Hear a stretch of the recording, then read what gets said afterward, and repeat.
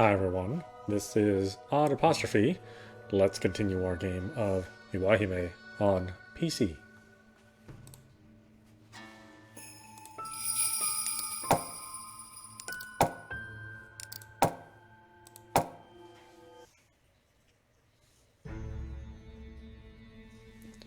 I felt the unease, no, the pain, of another boulder in my stomach. My stomach was flat to the touch, but felt swollen to the point of bursting at the seams. I'd suffered discomfort from this sensation before, but this was completely different. The boulders felt like they were gathering together and attempting to rupture my stomach from the inside out. It was pure agony. I suddenly keeled over and vomited. But the moment I threw up, the boulders felt like they were stacking up even higher inside me. I heaved over and over again, but nothing came out. But the tearing pain in my stomach refused to leave.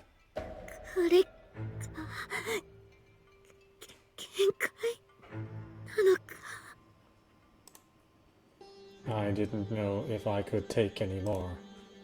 Was this not the pain my ancestors had endured this past millennium? But this level of agony must have been the pain the mother of the quintuplets had felt.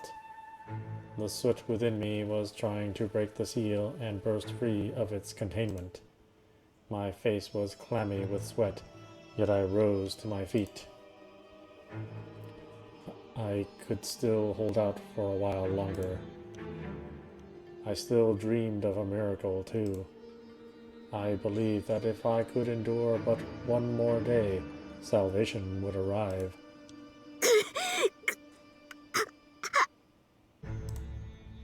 A splitting pain shot through my body. This was it for me. The bell from the main hall flashed through my mind. Right, now was the time to do as my mother's will said. I would meet my end in that cold bronze bell. 黒髪さんを助け出すって約束するよ。I glimpsed a buried memory, or a blurred memory, of a scene I'd either never witnessed or had forgotten so completely that it seemed utterly foreign to me. No one could possibly break that cold bell, that fate that had served as the trigger for our 1,000 years of suffering.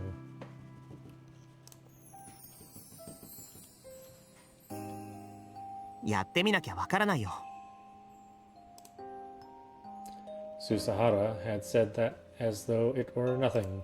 木すら倒せぬお前に聖堂の壁が打ち破れるか。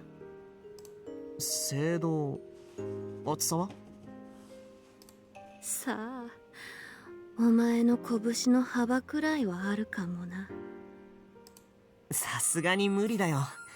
そんな厚さの合金の壁を破るなんて、拳じゃなくて大砲の出番だと思うな。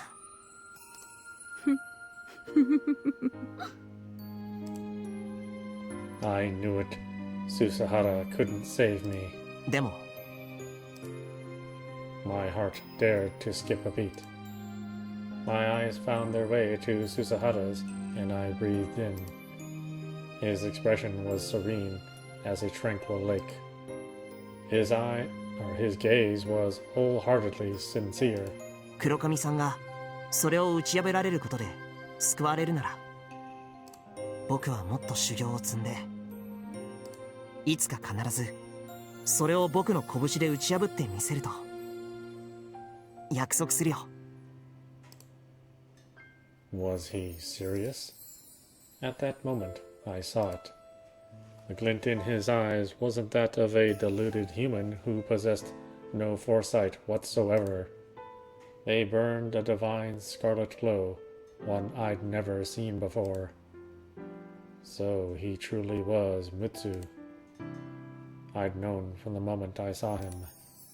And then, cursing my body that bore too much soot for us to be together, I screamed that it was all too late. 10 years too late. 100 years too late. 1,000 years too late. But Mitsu had come back to me after a millennium. That was a miracle in and of itself. Oh, of course. So my miracle had already been used up. Then I really was the last one. I would mark the end of the 1,000 years of suffering. He might have been too late, but I was glad I'd been granted the miracle of Mitsu's return. You were too late, Suzumu Suzahara. You are 10 years too late, 100 years too late, 1,000 years too late. Why didn't you save me back then? You're too late. You're too late. 10年遅い。100年遅い。1000年遅い。やってみなきゃわからないよ。Susahara didn't hesitate a moment. He interrupted my bitter ramblings with a warm smile. 僕はもっと修行を積んで。Hold on a second.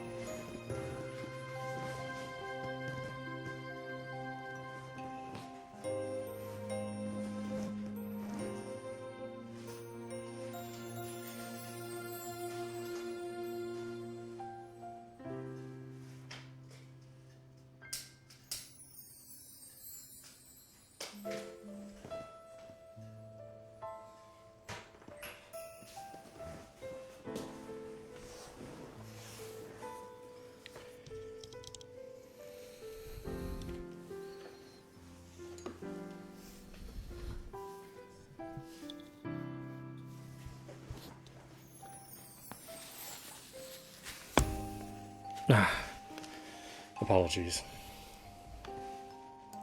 いつか必ずそれを僕の拳で打ち破ってみせると約束するよ。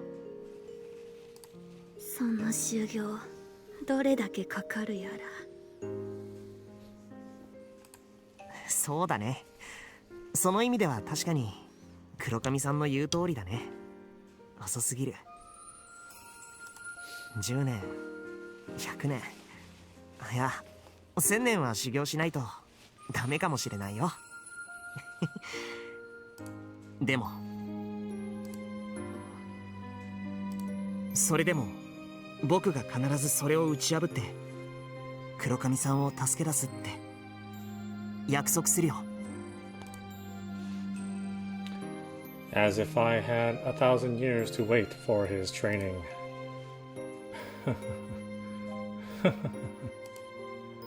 But his valiant declaration warmed my heart.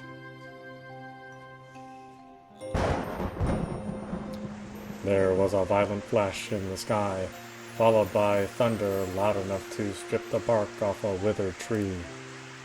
Even those indoors cowered in fear. However, Suzumu continued training without batting an eye.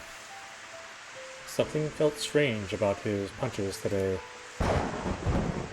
The sensation was different. and the more he punched, the surer he became that he was on the verge of some kind of breakthrough. That certainty filled his heart with an odd sense of elation as he sensed he would reach a level never before attained. That feeling only grew stronger with every punch, and so he didn't even register the thunder. Not even the cold downpour could dull his mind. He shook off the rain as his punches grew more and more precise. Though the storm was chilling his shoulders, his body was blazing hot from the inside out. Steam faintly rose from his collar and cuffs. It was an awe-inspiring sight, like he was ascending to some sort of divine realm. And in fact, that was what he was trying to achieve. An outsider might find that hard to believe with a boy so young.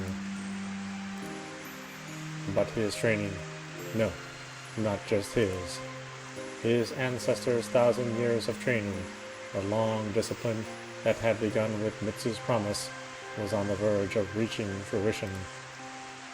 Suzumu could feel that in his fist. 3 times had the curse festered in his friend's mental trauma targeted him, and 3 times he had emerged victorious. Of course, they were nothing compared to the curse that dwelled within Toei. In hindsight, perhaps they'd all simply been weak. But they were all part of the divine curse, regardless.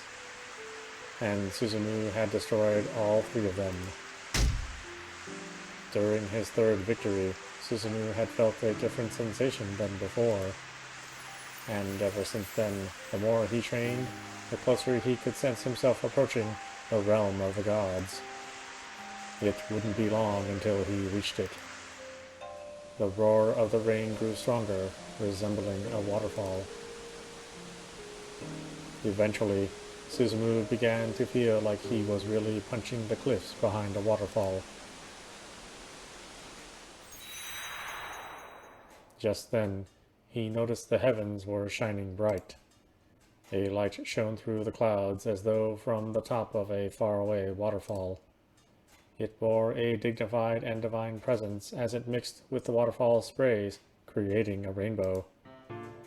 A booming voice echoed far beyond that brilliance. Suzumu knew then and there that it was the god to whom the fist of the Susahara divine tribute style had always been dedicated. That voice was gentle and clear, with a solemnity and grandeur that could only belong to a deity. 我は六神彦の御事なり。陸奥よ。よくぞこの千年、我にその拳を奉じ続けた。そなたの願い通り、今こそその拳に奇跡を宿らせよう。だが聞け。神の与える奇跡とは、人の身の器には有り余ってなお過ぎるものだ。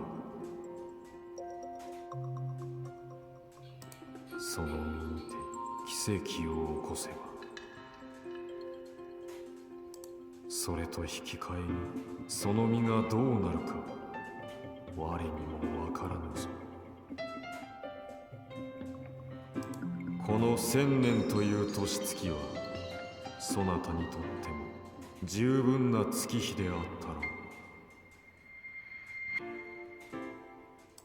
怨嗟も憤怒も、そして悲恋の痛みも、あるいは言えて、あるいは忘却の彼方に流し去ることもできたかもしれぬ。だからそなたは奇跡を望まぬこともできる。人が生きて生き続ける力は、人が求めるどんな奇跡よりも尊い力があるのだから。いいえ、彼女の彼女たちの苦しみを終わらせるためだけに今日までの日々があったのです。彼女たちは今日まで呪いを封じ続けるためだけに命を1000年もの間捧げ続けてきたのです。それを終わらせることが僕の身一つを捧げるだけで叶うのならば、喜んでこの拳にて奇跡を起こして奉りまする。そう言うだろうと思っていた。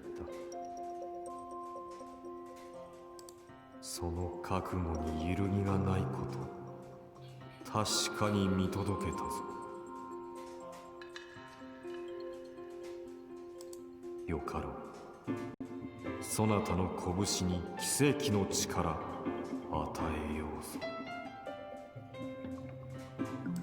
だが神が奇跡を起こせば、一つの歯車の動きが別の歯車を動かすように、神の呪いもまた顕現する。その奇跡を拳に宿したなら、もはや一刻の猶予もないぞ。奇跡を起こすならいっそ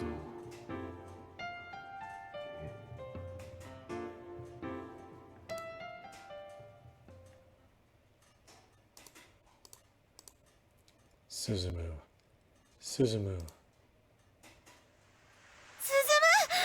かり。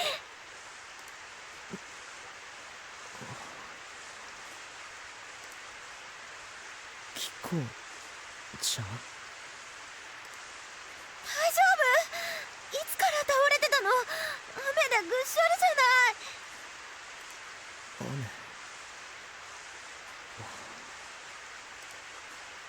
I came to lying face up on the ground, rain pouring on my face as I looked up to the sky. Kiko was making a fuss about me catching a cold or getting struck by lightning, but none of that concerned me. I felt I'd made an important decision in my dream, though I'd lost all memory of it when I woke up. I knew it was a momentous decision I'd made of my own will, one that would dictate my fate. That conviction resided in my heart, blazing quietly but fiercely. The heat was intense. Like a tiny sphere of scorched iron had bored itself into my chest. 熱あるよ。やっぱり風邪をひいちゃったんだよ。熱は感じる。でも心配しないで、風邪とかじゃないから。本当に大丈夫なの？心配かけてごめんね。シャワー浴びて着替えてくるね。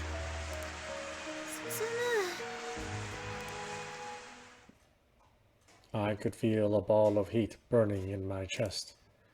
Though it was blazing hot, it brought no pain or discomfort. Slowly but surely, I could feel it spreading through my blood vessels and into my fists. Though I couldn't remember what my dream was about, I knew this had to be a divine inspiration. It wasn't arrogance or hubris speaking, purely conviction. 父さん、僕は鈴原流親善武術を完成させたよ。The heat in my chest didn't cool even after I went to bed. Quite the opposite, it grew hotter and hotter and continued surging into my fists. I had countless dreams in my slumber. They were our memories of the past 1,000 years. The memories of Mutsu, who dedicated his life to training under a waterfall in order to bring about the miracle of crushing unjust malice and demonstrating the righteous path. Eventually, that will was condensed into a single word. Hajikensho. crush evil and demonstrate the righteous path. In order to crush the unjust evil of the curse she and her descendants had been forced to bear and demonstrate the righteous path forward. Mutsu's descendants grew up witnessing his dedication and training and inherited it from him in turn. In order to obtain the fist to crush evil and demonstrate the righteous path. In order to keep the promise of dedicating it to God for 1,000 years. The faces of my ancestors who had upheld that oath passed by one after another. Hundreds of years flew by in the blink of an eye. As time passed, the ultimate objective behind the divine tribute style was eventually forgotten. But in spite of that, Mutsu's conviction held true, and his descendants continued to dedicate their fists to the god with fervor. The memories of my great-grandfather, grandfather, and father, along with the noble training they'd accumulated, flooded into me like a raging stream. And now the time had come. After 1,000 years, the miracle Mutsu had desired had finally arrived. The will of my father, grandfather, great-grandfather, and the ones who started it all, Mutsu, coursed through me. 今助ける鈴の目ゾッキャー邪魔をするな取り押さえろ殺しても構わぬ鬼じゃ何をもたもたしておるかさっさと釣り鐘を落とすのじゃ鈴の目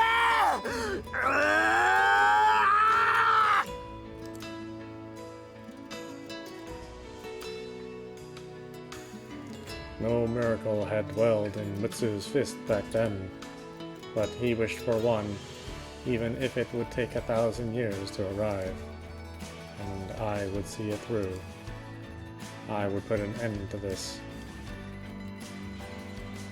I would save Suzunome and her daughters. Kurokami, I swear I will save you.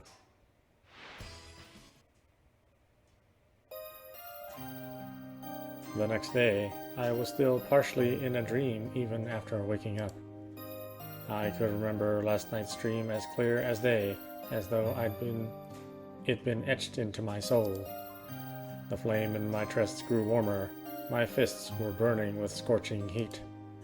But this wasn't enough.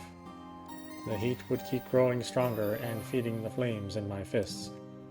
God's miracle needed some time to settle in a human body. But I could tell that wouldn't take long. Soon the time came to leave.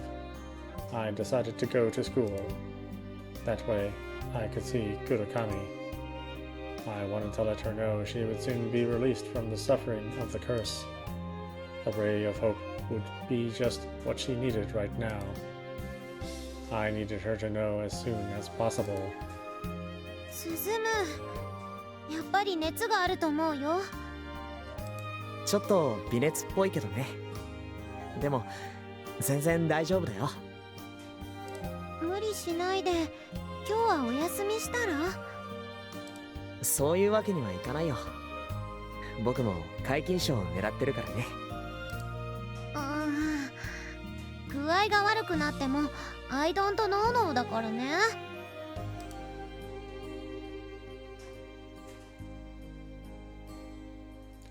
Kurokami wasn't there. 黒髪今日はまだ来てないなあいつは遅刻も欠席もグレートに気まぐれなやつだからな黒髪さんに何か用事でもあったのうんちょっと伝えたいことがあって待ってたら来るんじゃない午後とかあるいは部活とかにさすがグレート黒髪優雅なご投稿だね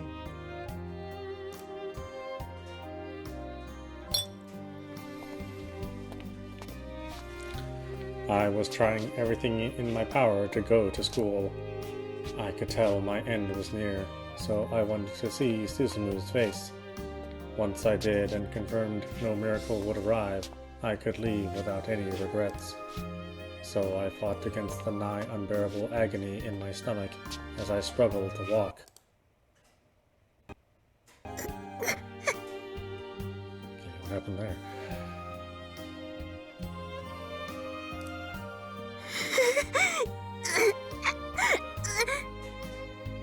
トエさん、大丈夫か？ひどい熱だ。誰か社務所に伝えてくれ。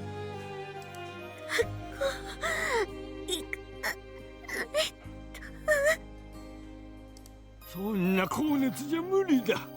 あんたの家系は特に体が弱いんだから大事にしなきゃ。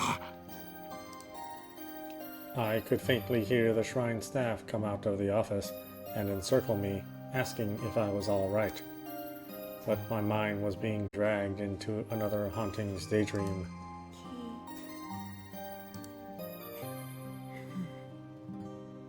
早くお嬢様を母屋に。早く早く。 Let me go. Let me go. I had to see Mutsu Suzumu.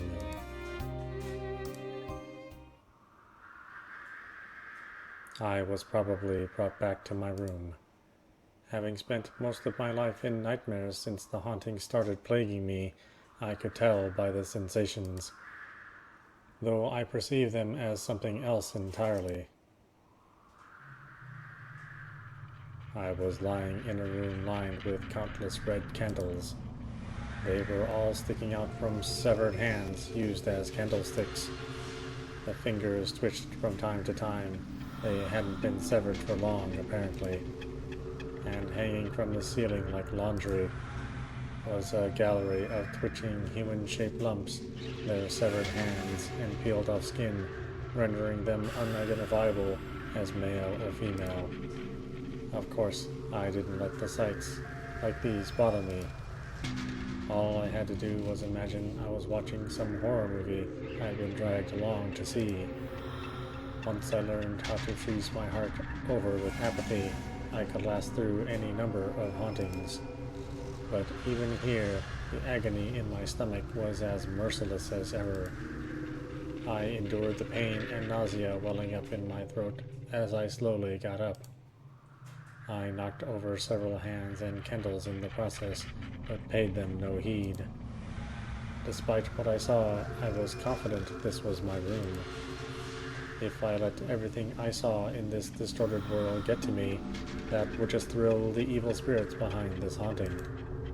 Of course, it was very difficult to ignore everything my senses told me, and I could never get used to it. The whole thing was pure torture. I'd probably been changed into my night clothes, so I took a school uniform made of blood-stained human skin out of my closet of dangling bodies and got dressed. I staggered with agony to the lattice door fastened with entrails, probably the sliding door, and left the room. Everything else in the world appeared that way too, and this was how things were with my doll on me. I shudder to imagine how they'd look if I dropped it. I made my way to school on unsteady feet.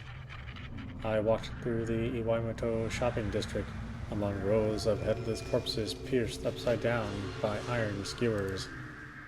Just then, a breeze caressed my hair. At that moment, the repugnant world faded away like melted snow and returned to the world I knew so well. I must have finally regained my sanity. I checked myself in the window of a nearby clock store and discovered that while I had managed to put my uniform on, it was all disordered, and I'd put it on while still waking up. I was already used to this by now, so I just made the necessary adjustments then and there without any fuss. I took a look at the clock in the store and realized that the hands were already past noon. All that time I'd spent in that abhorrent world of meat and blood just staggering my way toward school had taken 6 hours in the real world. The time I spent sane was limited, while the time I spent in nightmares was so long, yet over in a flash. That was my life.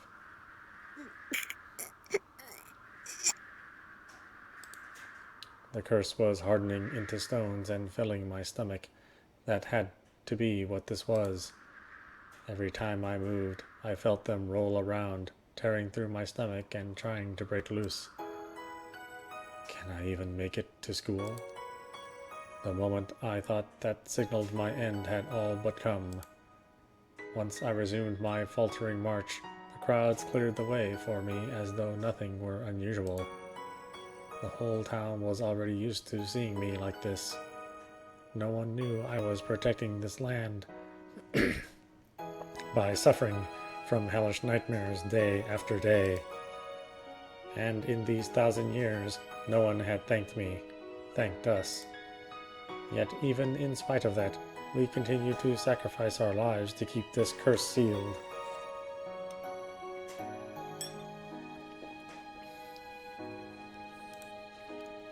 Though we weren't doing it for honor or gratitude. This was merely the fate that we'd all been handed these past 1,000 years. I was protecting this gentle and peaceful world, knowing that was our one and only source of pride. It was our duty to protect these children's smiles. When I thought of it that way, I realized just how much of a reward Mutsu Susahara's arrival was after a millennium of torment. Indeed, that was the miracle we'd been handed for enduring the last 1,000 years. So I wouldn't hold out hope for another one ever again. I no longer had any reason to believe I'd ever be released from my suffering. As such, I'd stopped wishing for that miracle. All I wanted was to go to Susahara and see Mutsu's face one last time. That was all I asked for. Then I could meet my end.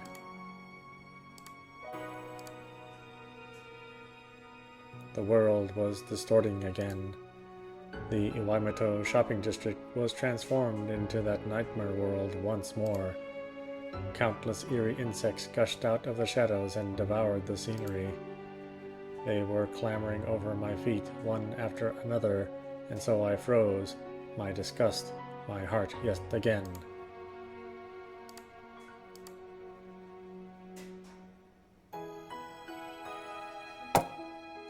School had ended, and yet Kurakami never showed up. However, there was a chance she'd appear at the LCSC, so I decided to bet on that chance and go to the clubroom. But the heat of my chest had grown so hot that it was making me dizzy. I knew this wasn't due to a fever, but it felt very similar to one. The power of a miracle was beyond a human body to begin with. Perhaps my body was screaming from the effort of trying to obtain it. 無理しないで帰んなよ。私もずっとそう言ってるんですけど、頑固で。別に部活はサボっても皆勤賞には響かないと思うぜ。そうかもね。黒髪さんに伝言があるなら、私が会った時に言っておくよ。タマユンに頼めば？よくクロッチに電話してるそうだし。そうだね。今日来ないならそうしようかな。おいおい、フラフラだぜ。無理をしても全然グレートじゃねえや。Even Natsu was unsettled by this. Lydia stopped by earlier, but she took one look at me and went home with a guilty look on her face. Not that I blamed her, she couldn't work if I got her sick. I was fine, but I was already being a burden on to the others. ちょっと保健室に行こうかな。それを言うの、ちょっとレイトだよ。肩を貸すぜ。あれ、クロッチ？ Oh, Kurakami. I turned around and saw her trying to enter the clubroom. She was staggering just as much as me.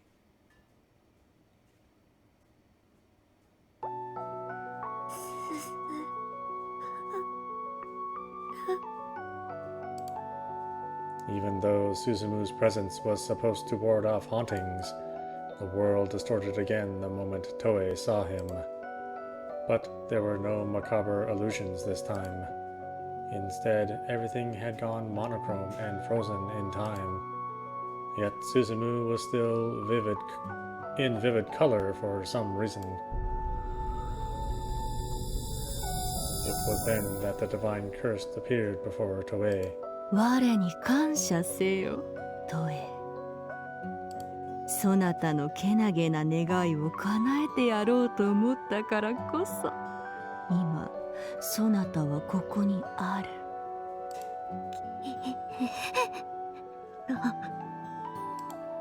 トエ、我の時は満ちた。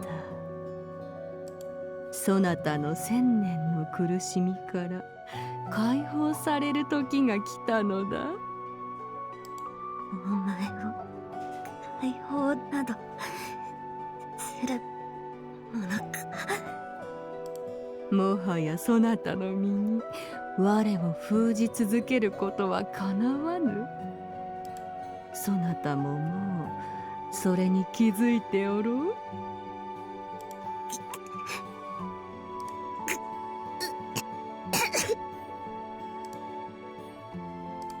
その苦しみに耐え、千年の間、この六神彦の命の呪いを封じ続けてきたこと、褒めて使わすに値する。だから我は、そなたにこの最後の奇跡を与えたのだ。陸奥の末裔、鈴原鈴に最後に一目会いたいという、そなたの願いを叶えることでな。わかっておろう。本来ならば、ゆうべ、そなたの腹を破ってもよかった。しかし、それではあまりにそなたの千年が報われぬと、我は一昼夜を猶予したのだ。怒った。神の呪い。おごりと受け取るならばそれもよし。ただしこの時間さえも我の慈悲であることを忘れるな。 The divine curse's eyes flashed scarlet and the world darkened. Toei could tell her own soul would vanish forever the moment all went black. That was why, even though she tried to close off her heart, she couldn't. 二つの末語から好きな方をそなたに選ばせようぞ。一つ、我の行為を無下にし、このままろうそくの明かりが消えるように消えゆく末語。Toei could never accept that. If her soul were obliterated here and now, the divine curse would be released immediately. That would render her thousand-year struggle to protect this land from calamity meaningless. Then the other option was... 鈴原進とちぎりを交わすのだ。それできれば苦労は。Toei took in the soot of whoever she laid with. That was why she'd been forced to take someone like Sho Kanemura as her fiancé. He didn't have a trace of soot in him. So even though she was Suzunome's descendant and Suzumu was Mutsu's, they could not be together. いずれにせよ、すすだきの秘術は明日の夜明けを待たずに破れる。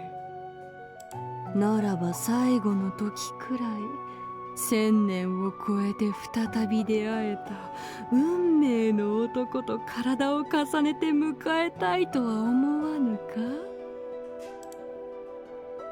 Something warm and bashful welled up and spread through Toei's body. It was luscious and turned her legs to jelly. A false love brought on by the curse. The divine curse tried to make herself stronger by forcing her host to lie with a man who possessed even a bit of soot. So she awoke in the descendants of the sacrifice feelings of love proportional to the amount of soot involved. Of course, that wasn't to say Suzumu wasn't charming in his own right, but the love Tsubakiko, Kane, and Lydia felt for him was in no small part due to the curse's whispers. So for Toei, who had by far the strongest and most soot of them all, it was nigh irresistible.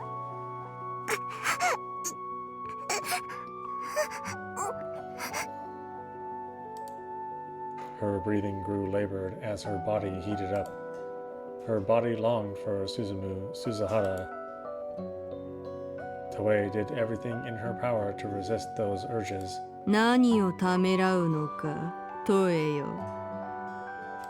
そなたが鈴原鈴を抱こうと抱くまいと、この地を明日の最悪から守ることなどできぬのだ。It was a trap. The curse would grow stronger if she took in Suzumu's soot. If the calamity was inevitable, then the very least she could do was to try to weaken it as much as possible. She wanted it. She wanted to embrace her duty. No, embrace Suzumu. Toei groaned as desire and reason waged war within her. How she wanted him. How her heart ached for love, with love for him. How she longed to melt into his arms and lie with him.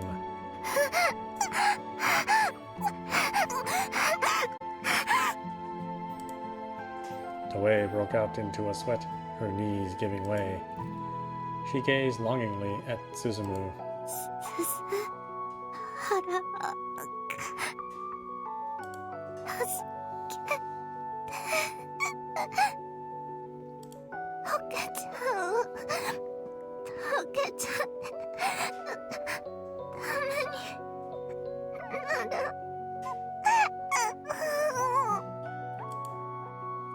Toei crawled on the floor and slobbered as she begged Suzumu for help.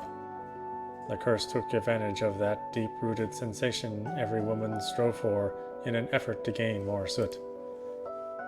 But Toei fought back desperately with all the reason she had left. No, I mustn't give in to this. But if the curse is going to be set free anyway, no, I cannot give in to despair now. I can't surrender myself to the curse. I can't.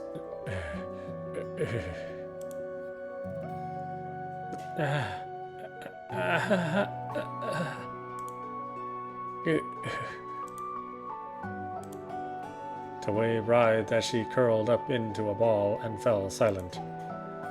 That was all the resistance she could muster. The divine curse sneered. 黒髪さん、大丈夫？ Just then, Toei heard Suzumu's voice. Time was supposed to be stopped in the monochrome world, yet she heard it as clear as a bell. With that, Suzumu and time resumed their movements, but the world remained colorless. 黒髪さん、具合悪いの？鈴原こそ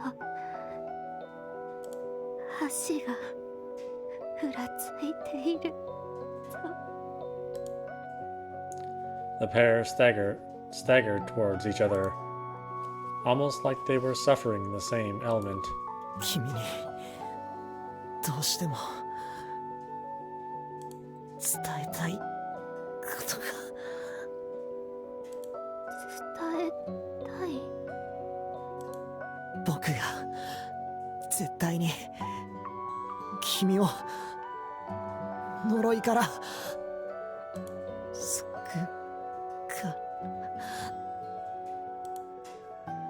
Suzumu's body shook violently. おい大丈夫かよ。肩を貸すぜ。保健室に早く。先生いるかな。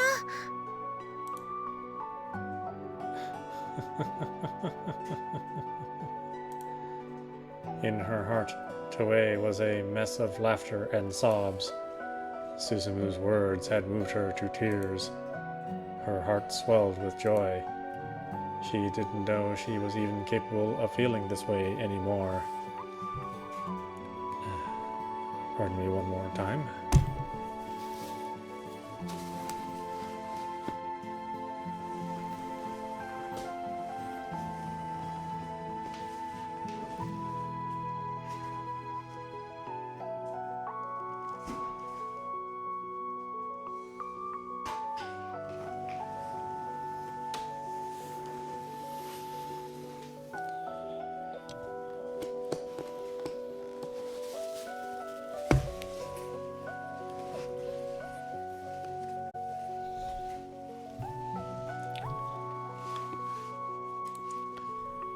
But his words had stirred something she thought was long dead within her. クロッチも大丈夫？なんか足元ふらついてるし、無理に学校来なくてもよかったんじゃ。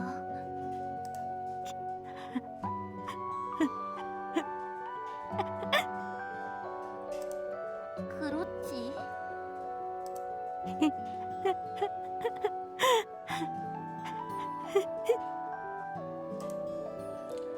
？To Kanai, Toei sounded like she was just mumbling nonsense like always.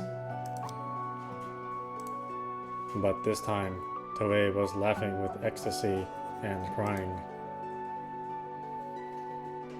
At that moment, Toei returned to the dark, monochrome world. トエ、そなたの選択しかと受け取ったぞ。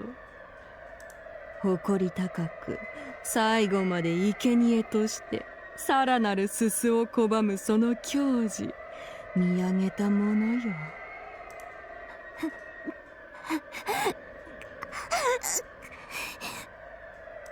なれば明日の朝はおろか、今宵の月さえも待つ必要はあるまい。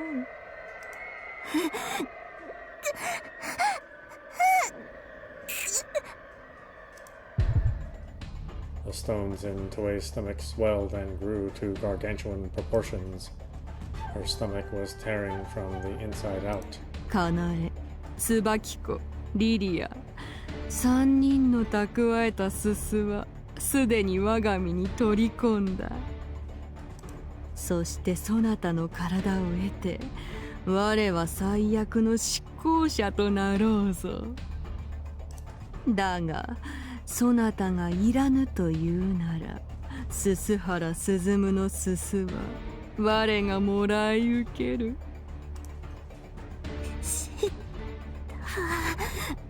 あの3人のすすを集めたのは雛形のすすはないけれど、今ほとんどのすすはお前に集まっている。雛形真由とは巡り合わせ悪く、運命の歯車が合わなかった。あれもまたそなたらと同じ弱いであったなら、我の声が届いたものを。Hinagata was a grown woman who'd made it through adolescence. It was difficult for the divine curse and hauntings to instigate adults due to their heightened spiritual defenses or the loss of sync with their spiritual channels. しかし問題はない。その分のすすを鈴原鈴夢の生き肝よりもらう。そなたの爪と歯を使ってな。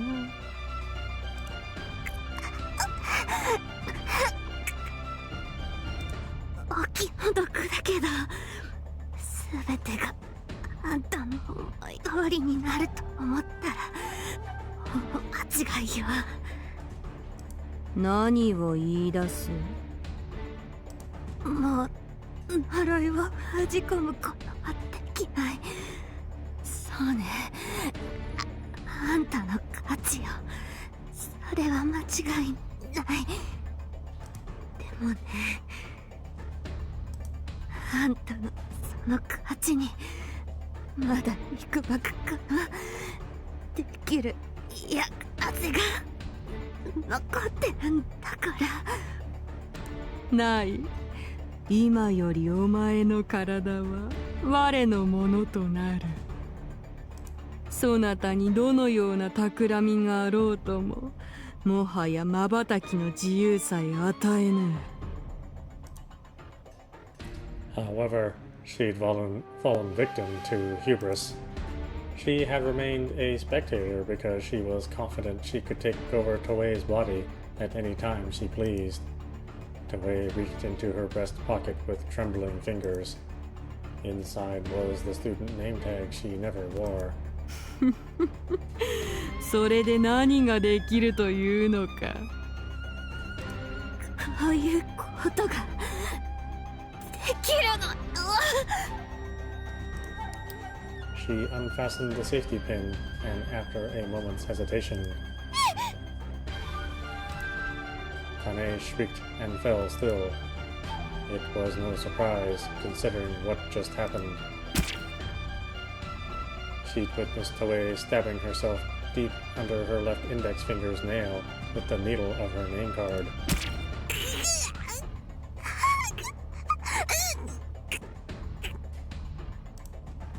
It was a sudden, sharp pain that few could possibly tolerate. Having a needle shoved under one's fingernails would cause anyone to squirm. Her mother's letter had described it as a last-ditch move to regain one's sanity in a pinch. She probably came up with that after getting hurt during a haunting and realizing that she'd been released from it the moment she was injured. In exchange for unbearable agony, Toei's stunt had brought the world back to normality and dispelled the image of the divine curse. Iwaihime's essence was indeed in the soul, but while that soul was lodged in a body, it could not ignore what the body was telling it. Extreme pain in excess of the body's limits could temporarily override the prerogatives of the spirit. Hauntings and the divine curse were no exception to this. But despite all the pain, the reprieve would only last for so long. The world was slowly losing its color and becoming monochrome again as proof of this. Toei didn't have a lot of time. She needed to accomplish her goal in what little time of it she had left. Now that she'd met with Susahara and talked with him, she had no more regrets. She was ready.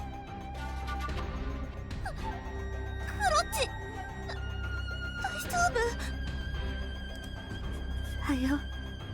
みんな元気。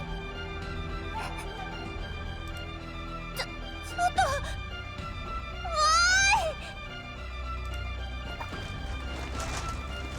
と。Toei staggered out into the hallway while groaning in agony. Kane was too stunned by that abrupt turn of events to move. All she could do was watch as Toei disappeared out of sight. Only a trail of blood remained to mark where she had gone.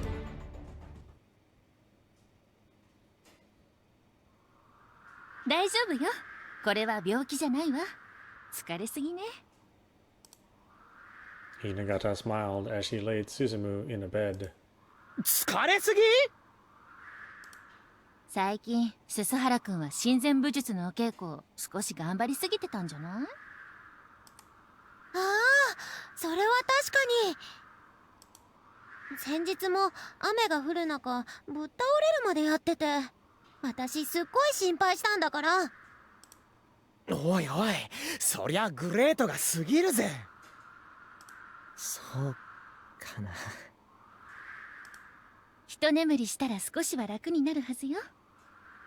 しばらくおとなしく目をつむっていなさい。はい。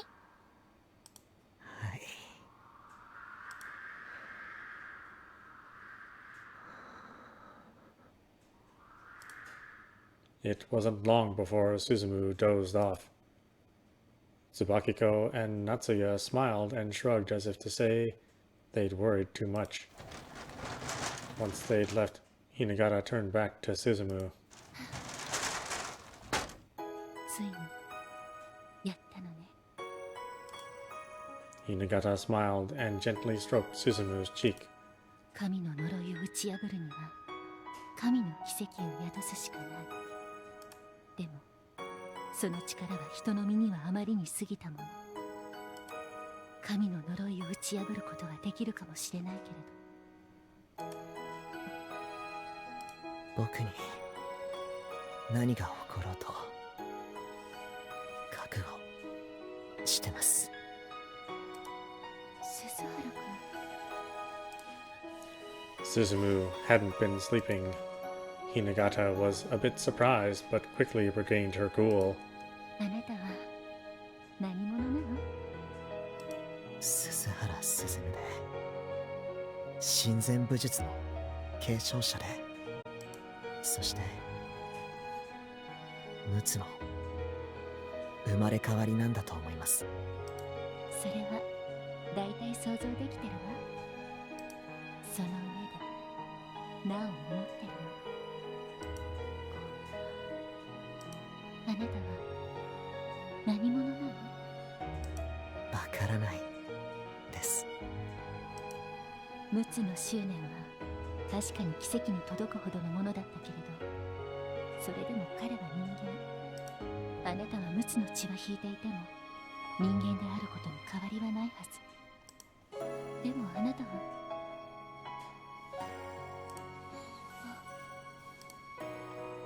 After a pregnant pause, Hinagata suddenly smiled and stood up. なるほどね。あなたは僕は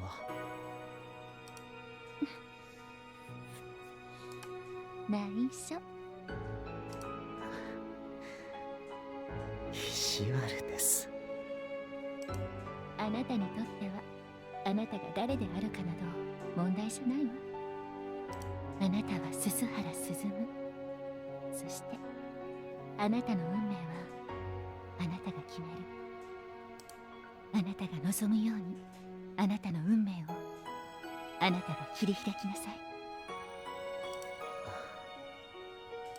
先生こそ何者なんですか？私グラマラスでミステリアスな鈴田高校の保健室の主。そして5つ子の邪法でトエちゃんとは別に鈴の目の血を受け継ぐ呪い元神社の生贄の末裔。そして多分おそらく私はあなたの意味がわからないです。いいの、忘れて。今は少しでも体を休めなさい。もうじき峠を越すと思うから。はい。Hinagata could see it. The brilliant flame in Suzumu's chest was pouring into his fists. Those fists shone sublimely with the miracle of a god. It wouldn't be long before the 1,000-year journey undertaken by Mutsu and his descendants took shape in Suzumu's fists.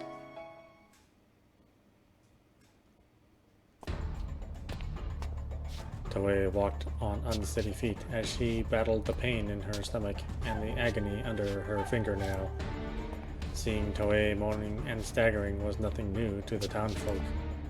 They pretended not to see anything and cleared the way so they didn't have to get mixed up with her. Of course, Toei didn't look at them or the townscape either. Not when they kept shifting back and forth between their regular forms and monsters with practically each blink of the eye. However, the distorted world was slowly but surely winning the battle. 小賢しい真似を。しかしいつまでもそのような真似続けられはせぬぞ。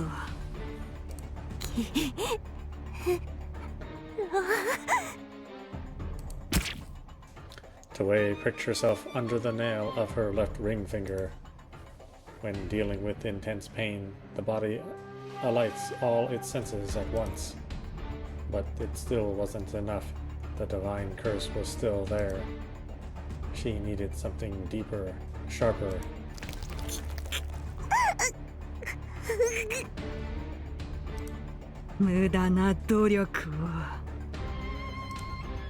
Toei's pain was like dirt in the eye to the divine curse. She grimaced in discomfort and disappeared along with the distorted world. But Toei knew by now this would only buy her so much time. Her left hand was already red with the trickling of blood. The same went for the doll she was clutching with said hand. The pain pulsed with each beat of her heart. It felt like her fingertips had swollen and ruptured. And just when the pain became tolerable, the divine curse reappeared and sneered. But Toei still had fingers to spare. If that wasn't enough, she could also give up her eyes if she had to.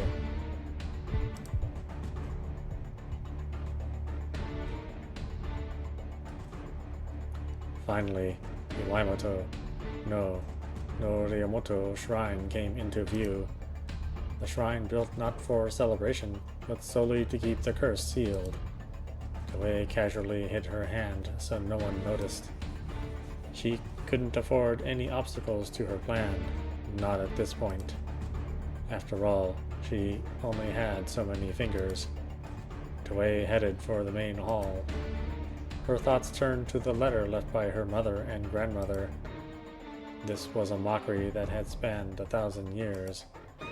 Though it appeared the humans had sealed away the curse with the soot-gathering spell. Over the course of a millennium, the curse gathered more soot and grew. It was likely far more powerful than the curse Rokugamahiko no Mikoto had reigned on the village 1,000 years prior. This curse was man's punishment. It had accrued interest in exchange for being put off for so many years, and now the time had come to pay the price. Though their millennium of suffering may not have prevented the coming disaster, Toei wanted to protect this land for as long as she could. Otherwise, she and her ancestors would have suffered for nothing. What's more, she couldn't help but laugh at this result. けなげに己を痛めながらどこを目指すかと思えばそなたたちを鈴の目にすすだきの邪法を執り行ったあの梵鐘の前とはもしやそなたはその身を梵鐘に封じようというのかお前は呪い罪だけれど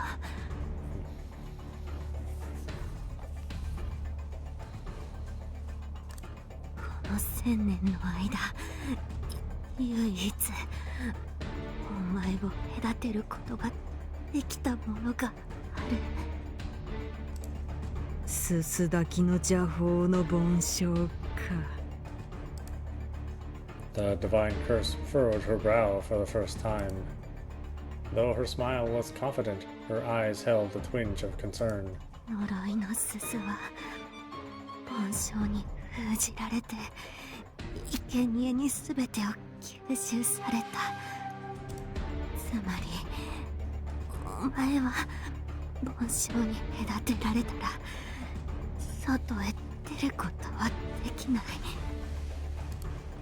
そなたは一つ忘れておる梵鐘がどのような形か知らぬと見える分かってるそれでもお前の目論みを少しでも邪魔することはできる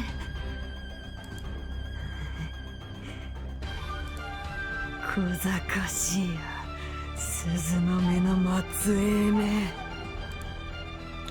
The bell used for the ritual had the power to trap the cursed soot.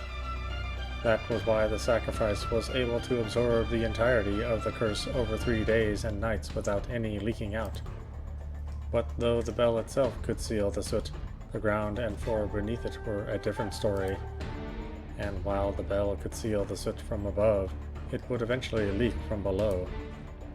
But it was still a better outcome than simply surrendering herself to the curse. The divine curse wanted nothing more than to bring about an unparalleled calamity to this land. If Toei could weaken her in some way. 無駄なことを。そなたらが1000年をかけて一時しのぎを繰り返したように、そなたもまた一時しのぎに命を捧げるのか。その一時しのぎが私たちの使命なり。愚か者か。Toei pricked herself again, and the divine curse faded from view. The curse mocked her as she went, but could no longer hide the concern from her face. Toei groaned in agony. Her whole left hand was pounding like a giant heart. Though the pain was intense, it wasn't as harrowing as it had been at first, and was gradually dulling into a burning throb. Her body was getting used to the pain. She didn't have long. She had to hurry. Toei crawled under the temple bell hanging from the rope. It was pitch black and painfully deafening on the inside. Toei sat up straight and calmed her heart.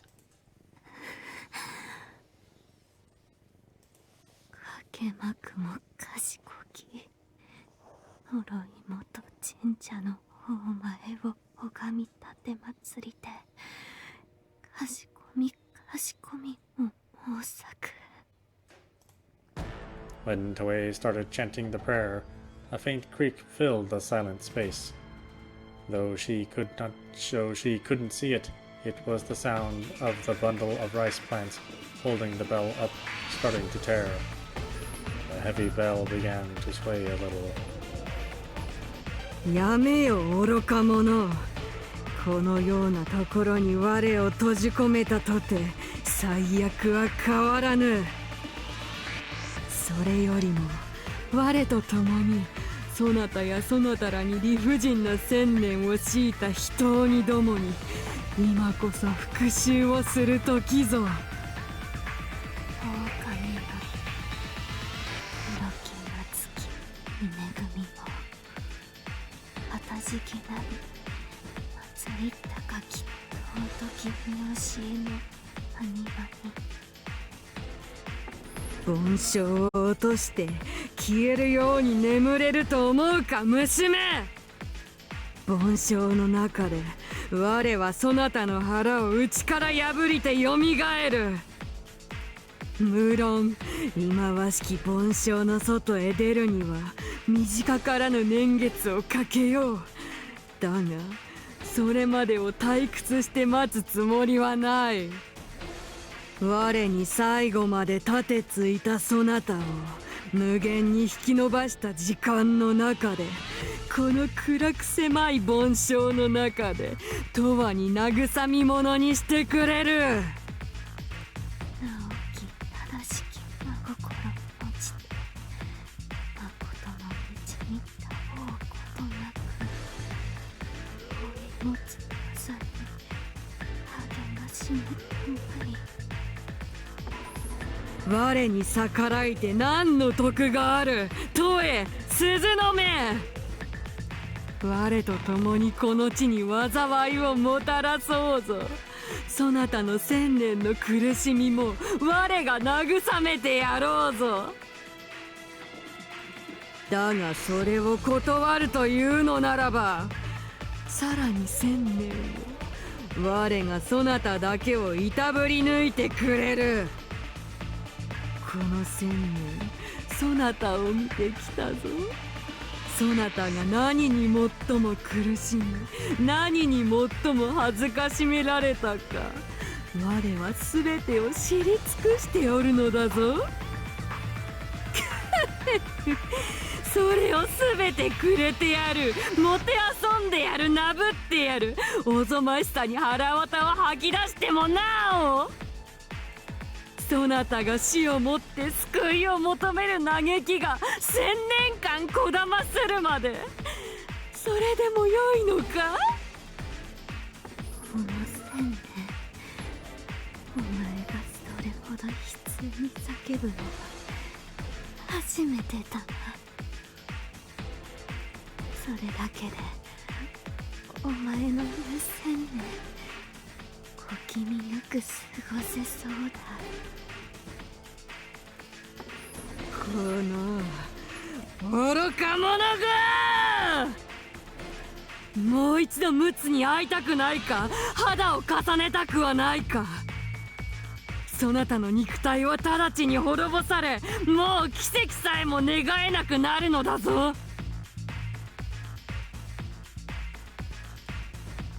As long as humans live, they can wish for any kind of miracle. That desire alone is what gives them hope to live on, not the actual granting of the wish. Even in the chain of suffering that began with Suzanome, they had held out for 1,000 years because they were able to believe a miracle would come. Only those who had lived for a millennium could understand the fear of having even that hope crushed. Even so, Toei did not falter. That was her pride as the girl who'd been sacrificed to the divine curse. 奇跡さえも願えなくなるだと。哀れな呪いね。奇跡ならもう叶っている。小賢しや小賢しや、恨めしや恨めしや。トエ、鈴の目。 Toei's thoughts turned to Mutsu Suzumu. He was 10 years too late, 100 years too late, 1,000 years too late. However, she was still so happy she got to see him again. どうしたの？ Suzumu suddenly jolted up, surprising Hinagata. He heard a voice. When he reached the realm of the gods, he heard a male voice in his dream. 歯車が回る。奇跡と絶望が同時に顕現する。走れ、進む。再び同じ1000年が始まる。1000年が打ち破られる奇跡が示されるか。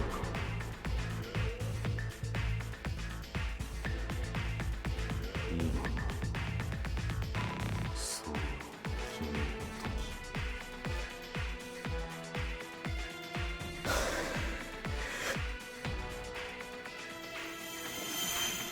時。Suzumu's eyes shone scarlet.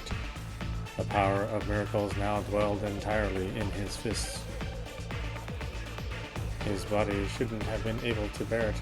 The strain should have kept him in bed for many hours. However, he leapt to his feet with such agility, it was hard to imagine he'd only just woken up. Hinagata watched in shock as he ran to the desk and jumped right through the window out into the schoolyard. Suzumu's body was covered in open cuts all over, but he paid them no heed. He'd left his shoes behind, but he paid it no heed. One thing was perfectly clear from his expression. He had only a sliver of time to carry out the miracle he'd been granted. Suzumu ran with every muscle in his body. Nothing could stop him, not even when his heart felt like it would burst. He ran across the schoolyard, across the school gate, across the asphalt. He'd long since torn his socks to pieces. His bare feet bled over the street and stones. It hurt, but he couldn't let it bother him. Kurakami, Kurakami, I'll save you. So wait for me. Just hold on a little longer. I'll be right there. Kurakami, Kurakami, Kurakami. Toei, Toei.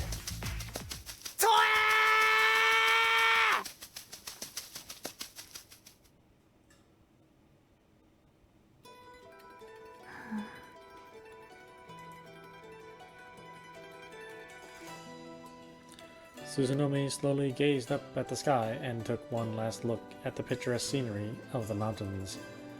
Once my body fully takes in this curse, how will the world change? How will this beautiful world look to these cursed eyes? I can tell. This is the last time the wind will feel so pleasant, the air smells so fragrant, the sky gleams so blue. But if it means saving Mutsu, and protecting the village he holds so dear, then I shall go through with this and say farewell to my final attachments to this life. Suzunome entered the raised bell and sat down. She then closed her eyes and concentrated. Before long, her senses of sight and hearing were completely sealed away. Amidst that silent world, Suzunome quietly gave in to her fate.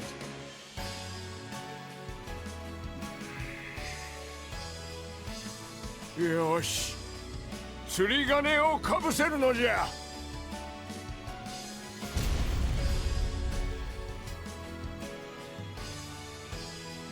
All the soot was sealed into the sacrifice, and 1,000 years of suffering began. She took the divine curse into her and was subjected to a millennium of torment at the hands of its wrath. 1,000 years passed, and now the sacrifice would begin the cycle anew. Another millennium of torture for Suzunome. Toei would begin here and now. Mutsu didn't have the power of miracles. That was why he couldn't prevent that first millennium. That was why he had wished for a miracle and dedicated himself to God for 1,000 years. And then the miracle came to dwell in the fist of Suzumu that had inherited. Now he had the power. Now he could prevail.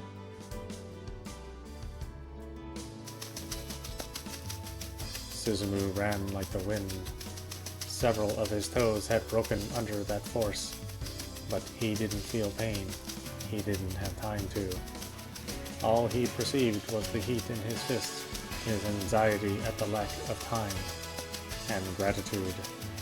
Gratitude for the miracle that had allowed him to run for her sake once again after 1,000 years. By the time he passed through the shrine archway, Suzumu's feet were tattered. His pant cuffs were torn and streams of blood trickled down his bared calves. His feet were bloody, leaving behind red-hot footprints in their wake. Toei! Toei! It was just like 1,000 years ago. Toei couldn't hear him because she'd already closed off her heart.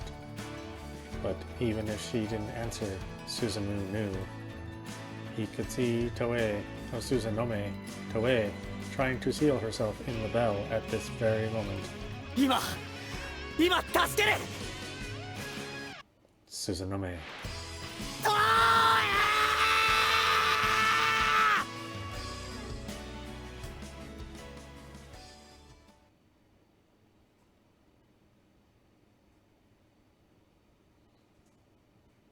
The soot piled up like snow in a pitch-black snowfield, the accursed bell enshrined in the center. The bell was not hanging. It was already standing firmly on the ground, the sacrifice sealed inside again. ムツ、いや、今の名は鈴ムか。また1000年前を繰り返したな。そなたの愛した女は再び梵鐘に封じられた。遅かったな。遅かったぞ。鈴原進。そなたは遅い。10年遅い。100年遅い。1000年遅い。そして今度はわずか1分遅かったな。何も遅くなんかない。鈴の目は、トエはそこにいて、僕はここにある。何も遅くなんかないんだ。それどころか木は十分に熟したんだ。なるほど。妹たちを打ち破った拳はそれか。Suzumu's fist glowed with a divine scarlet light. In his past confrontations with the divine curse, his fist held no shine whatsoever. No, though his essence was fully formed, he had yet to reach the realms of the gods at the time. But things were different now. His fist shone as the very proof he'd stepped into that realm. Or stepped into that realm. そなたの1000年を我はどうやら見くびっていたらしい。この1000年間、人にどもへの復讐という一念を絶やさずにいられたのは我だけだと、そう思っていた。だが、違ったようだ。僕も、僕たちも。いや、はっきりと言おう。僕も、1000年間、彼女を救う一年を、一度たりとも絶やしたことはなかった。だからここに、トエがいて、僕がいて、そして、お前がいる。憎いか、我が。憎しみなんかない。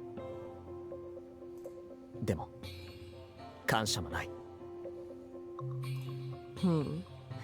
ならば我にどのような感情を向けるのか。トエと同じくらいに、僕はお前を憐れむ。おごられたものよ。人鬼の分際で神の呪いを憐れむとはな。だが1000年ぶりの余興だ。聞こうぞ。我をなぜに憐れむのか。この地で1000年前の村で何があったのか。僕は知った時思った。人間たちに裏切られた神の鹿たちの無念を。その無念が呪いとなっても何の不思議もない。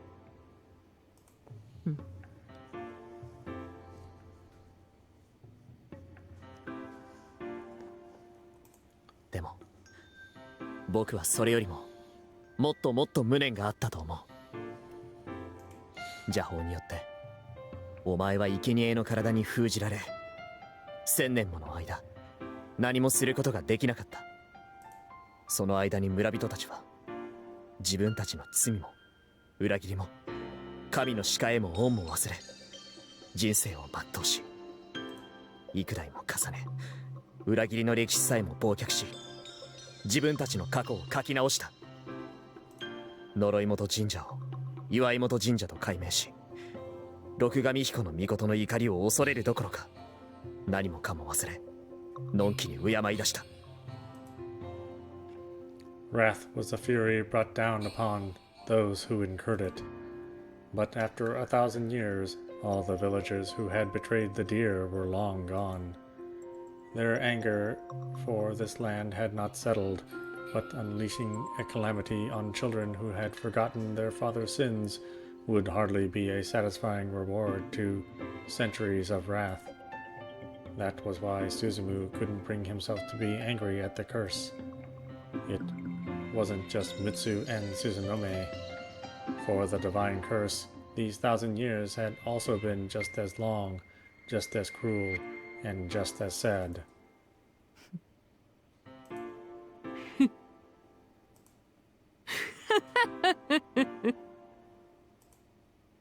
From Suzumu's position, the curse looked as though she was forcing a merry laugh,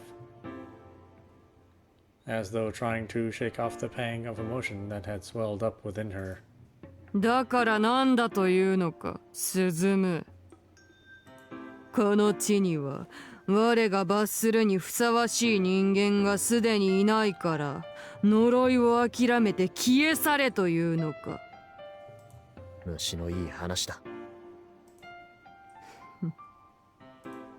何を言うかと思えば、それは我のセリフではないか。因果応報。罪には罰がなければならない。だからお前は存在していいんだ。お前には罪人を罰し呪う権利がある。それは誰にも邪魔できないし、僕が邪魔させない。お前が何を言っているのか我には分からぬ。だがこの1000年の犠牲者はトエだけじゃない。君もなんだ。だから僕の奇跡はトエを救うためだけでなく、君も救う。僕はこの1000年をその梵鐘とともに打ち砕く。Suzumu slowly closed his eyes and readied his fist. To the Susahara divine tribute style. The fist Mutsu had pledged to God and trained for 1,000 years. Now was the time to dedicate it. When Suzumu opened his eyes, a whirlwind arose from his feet, scattering the soot like black petals. 我にはそなたが何を言っているのかまるでわからぬ。だが一つ確信したことがあ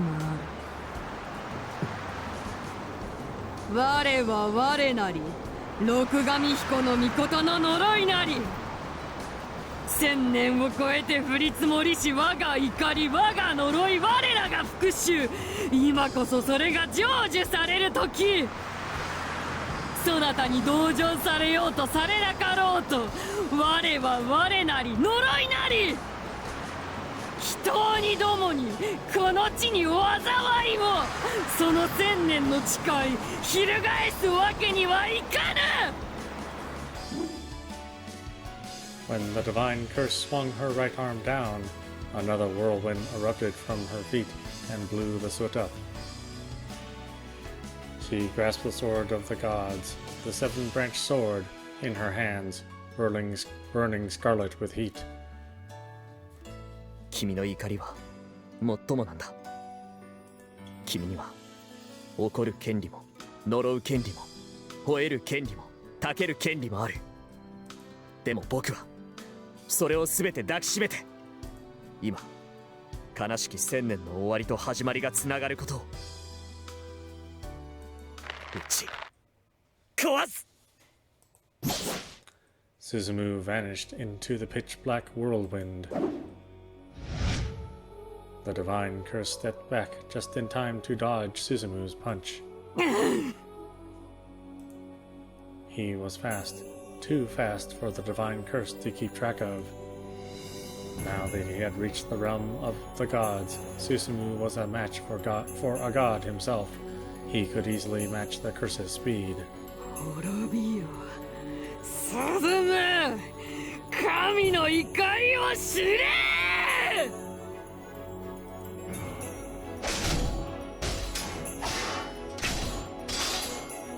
The divine curse's sword left scarlet arcs in its wake with each string. The blade that would curse one for 7 generations with a single touch howled, cleaving the faint soot. But something cut through those arcs, gave off fierce sparks, and repelled them. It dodged, avoided, struck, and returned the blows. Suzumu's scarlet fist repelled the sword slashes, attacks no mere man could have ever followed. 人にめ神の刃を。君の怒りはそんなものなのか。君には吐き出す権利がある。そして僕は呪われた村の末裔として受け止める義務がある。神の怒りがいかに深いか、神の呪いの恐ろしさを伝える義務がある。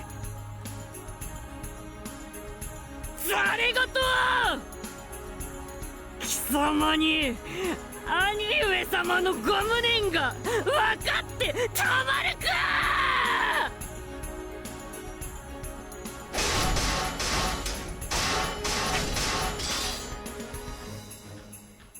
僕の拳は六神彦の御に与えられしものだ。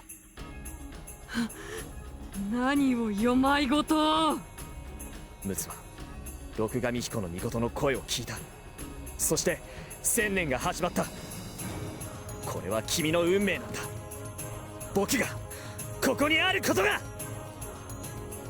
The shrine of Suzumu's fist spoke volumes to his sincerity, for it held the same scarlet gleam as the divine curse's sword.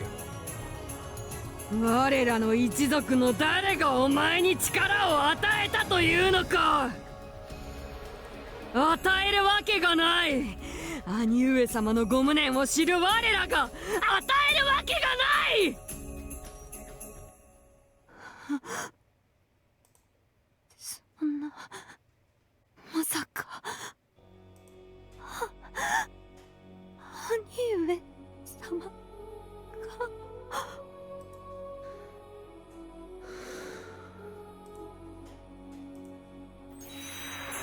よくぞ我らの怒りを今日までずっと1000年もの間よくぞ耐え続けてくれ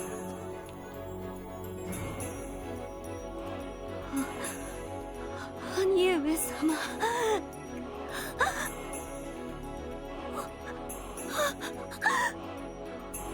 神の呪いはあるべきところへ今こそ帰る時。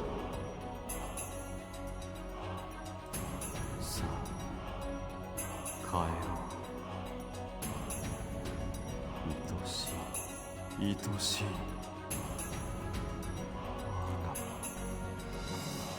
お前はあなたは。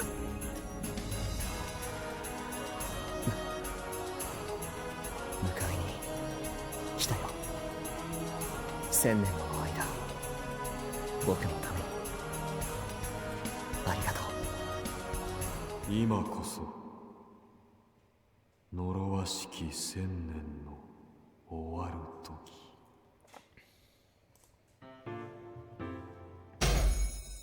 The seven-branched sword slowly fell from the hands of the divine curse. Her scarlet eyes brimmed with tears. Suzumu's fist left trails of light behind as he slowly lunged it forward. And a moment later, he struck the divine curse in the heart.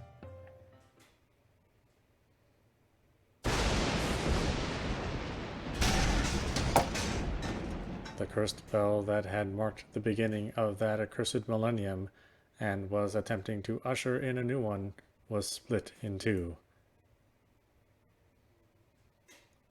Suzumu's divine fist had just brought about a miracle, and then, like a newborn chick peeking out of its egg, Toei peered through the gap, too stunned to move.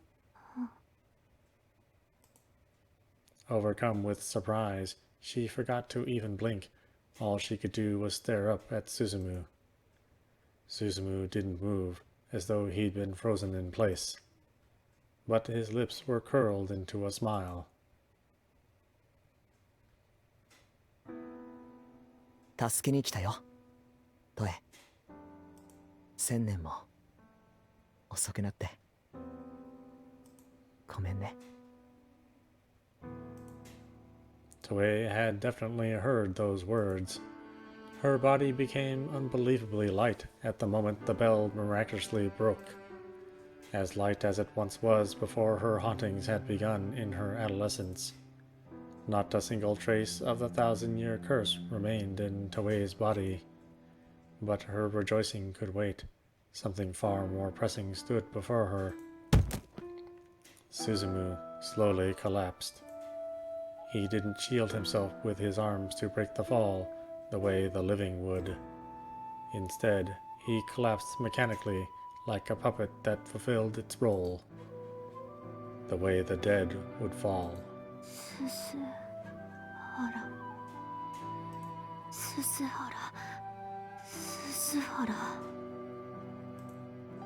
Toei dumbfoundedly approached Suzumu. There was no movement from him as she approached, not even the twitch of a finger.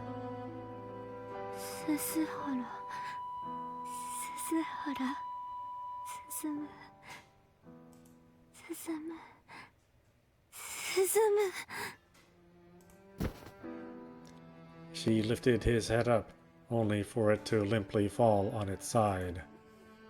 His chest burned with a righteous heat, but did not rise. His arms and legs were sprawled out, hanging like wilted flowers. Suzumu. 待った10年待った100年待った1000年待った。それでようやく再会できたのではないか。その再会を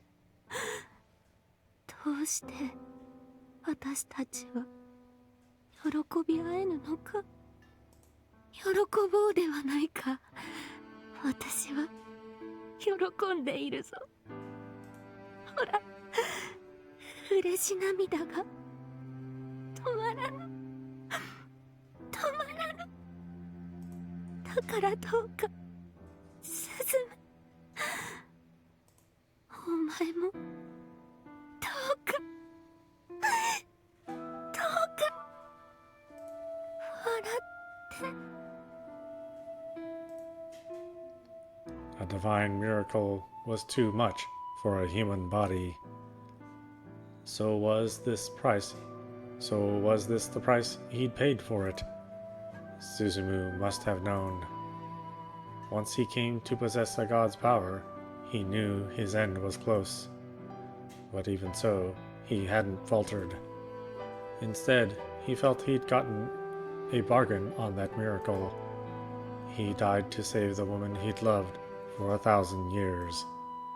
No man could ask for a greater death than that. That was why Suzumu's face was frozen in a satisfied smile. His face beamed as he slept in Toei's arms, basking in her gentle warmth.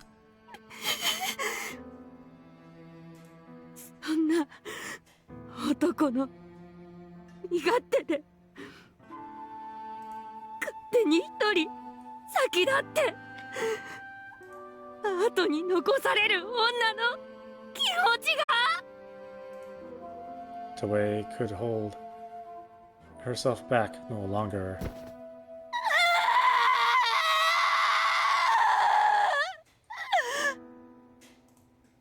Toei threw her head back to face the heavens as she held the lifeless body of the man she loved and wept. 黒髪とえ、我の声が聞こえるか。我は六神彦の御事なり。我の声が聞こえるか。聞こえる。あんたが殺した。あんたが鈴間を殺したんだ。あるいは耐えられるかもしれないと思ったのだ。鈴原鈴ならば奇跡の代償に耐えうると我を信じた。かけたのだ。奇跡は二つは重ならなかった。呪いを破ってそなたを救い、鈴もまた奇跡の代償に耐える。その二つの奇跡を祈ったのだ。こんな奇跡なんて残酷。こんな奇跡ならいらない。私いらない。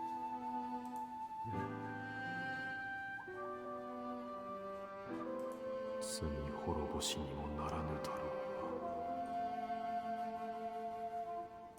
うが、そなたの願いを一つ我が力にて叶えたい。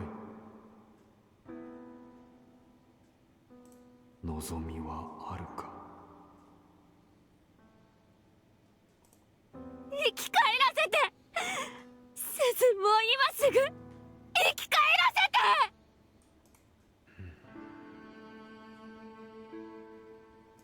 死は覆せぬ。生が尊くあるがゆえに、死の神聖を犯すことは我であってもかなわぬのだ。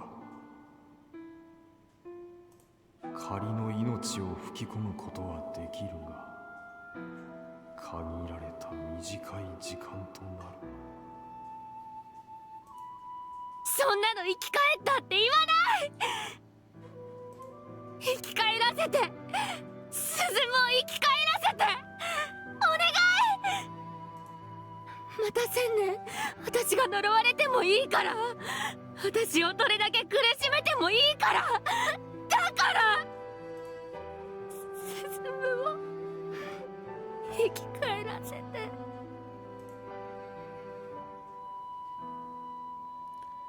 Rokugamehiko no Mikoto was merciful.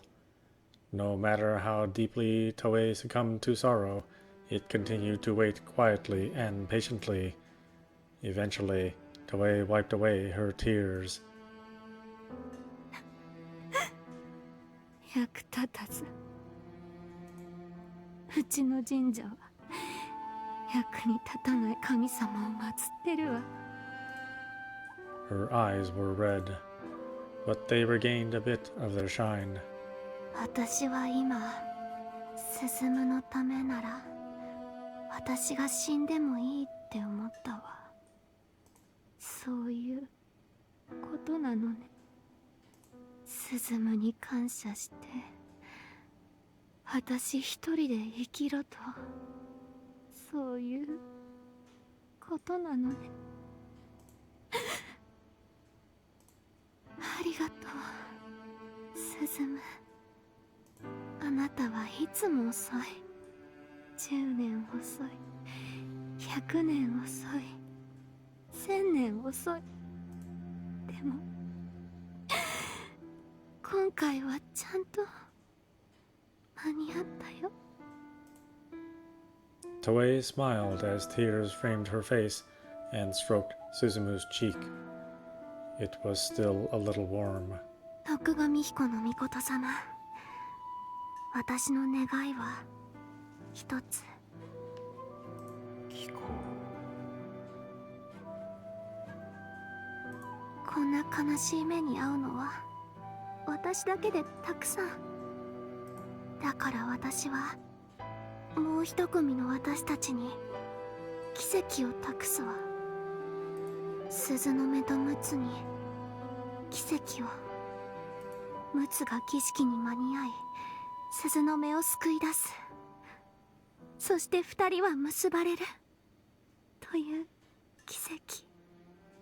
それを叶えても、今いるこの時代、この世界には何の変化も生じぬがよいか。別に構わないわ。言ったでしょ。こんな目に遭うのは黒髪トエと鈴原鈴間だけでたくさんだって。ウツが助けに間に合い、鈴の目は邪法の儀式から救われる。呪いは村に降りかかり、滅ぶかどうかは知ったことじゃない。でも呪いもまた彼らのものよ。罪に対して罰が正しく下されるだけのこと。罰を先送りにする邪法など邪悪でしかない。覇者検証、邪悪を破りて正しきを示す。あんたならできるでしょう。わかった。問えよ。そなたの願いを叶えよう。陸奥は鈴の目を救い出す。そして村には再び呪いのすすが降り積もる。それからどうなるかは我もそなたも預かり知ることではない。それでよいな。はい。私の想像の中でだけでも二人が幸せになれるなら。さらばだ、黒髪とえ。そして鈴原鈴む。そなたのこれからの1000年が祝福されることを心より願っている。当たり前でしょ。うちはあんたを1000年も祀ってるのよ。少しはご利益見せなさいよ。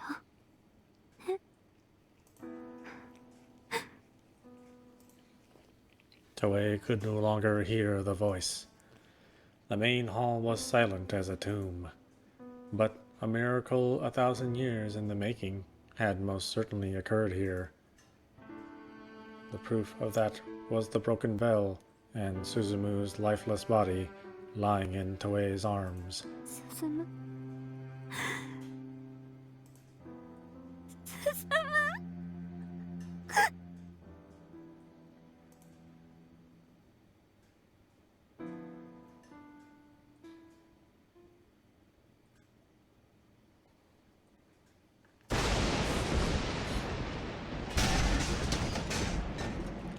For a while, none of the villagers could move, as though time had stopped. The villagers, the mayor, Susanome, and even Mutsu himself were all astonished. No one believed that a human body, a human fist, could have the power to break a temple bell. But all of them had seen it. The scarlet, heavenly glow from Mutsu when he punched the bell.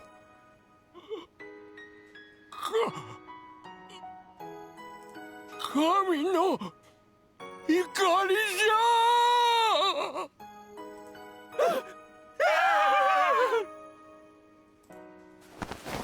The villagers prostrated themselves before Mutsu one after another, as though he were a god himself. Indeed, they could all feel a divine presence residing in Mutsu. Mutsu also came to understand. A divine will had endowed itself in his fist. ムツ。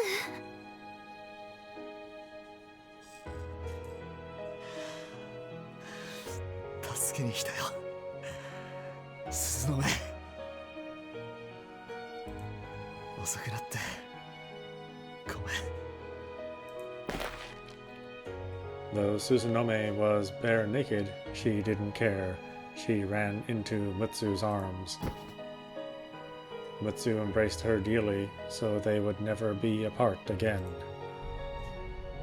The soot surfaced from Susanome's marble skin like oozing ink. All the cursed soot she'd absorbed into her body escaped and scattered into the air. The ritual had been destroyed, so the soot was expelled from the sacrifice's body. There wasn't a single patch left on her. Her body was back to its beautiful, pristine self. And though there were no clouds, soot fell from the sky like snow. Though it was the cursed soot, the sun's light gave it a divine, even beautiful aura.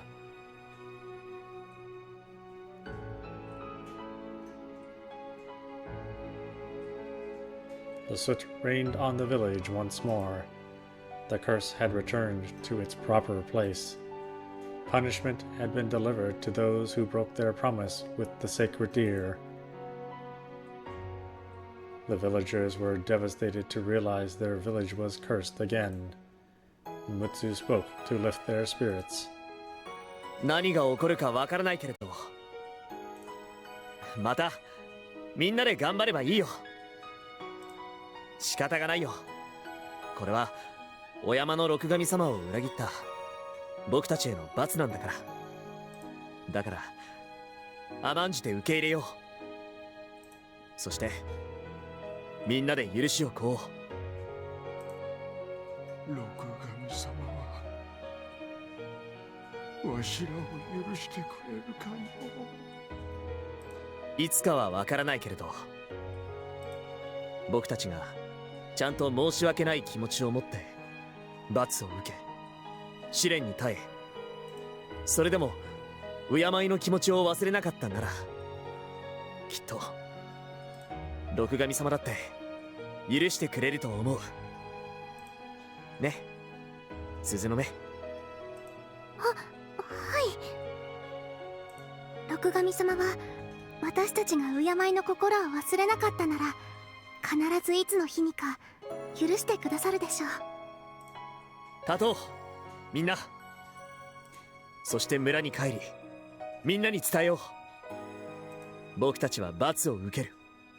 そして神様への敬いを忘れずに持ち続け、いつの日にか必ず許しをもらおうって。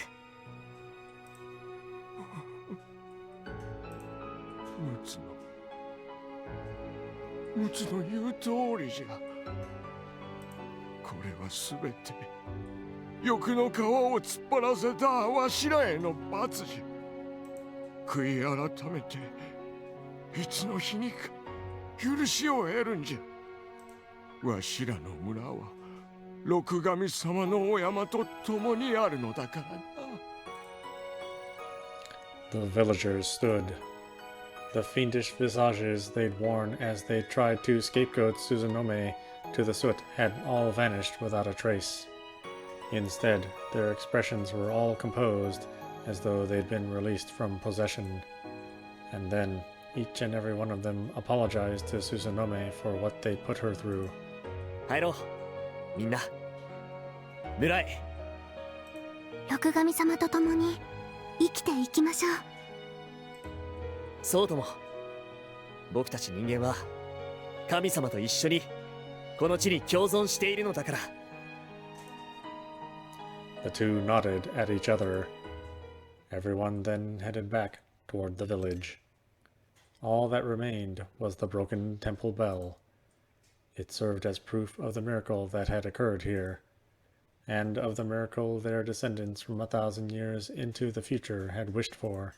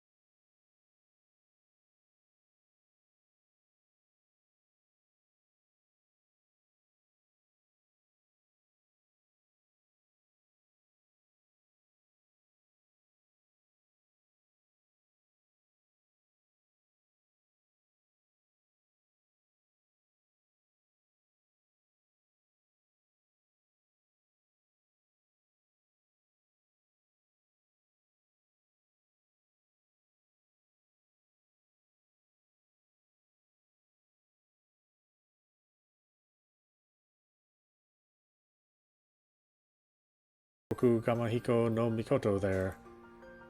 In the past, they had constantly prayed to the deer god to forgive them. But this year was a bit different. They were grateful that amidst their trials, the villagers had supported one another and renewed their reverence for God. They didn't wish for the curse to end this year. Instead, they thanked it. And then the 7th winter ended, and the curse of 7 years came to a close. The people noticed the hills and fields had regained their former glory. The eternally gray sky cleared up as though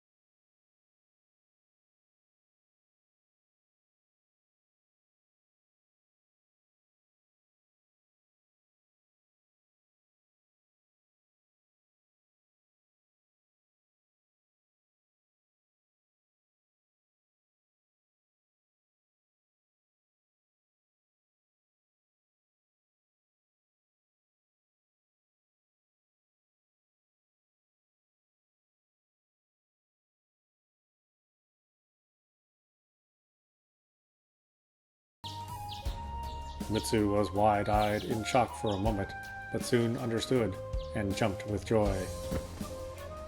He picked up Susanome and spun her around. The women of the village understood what that signified, and everyone celebrated.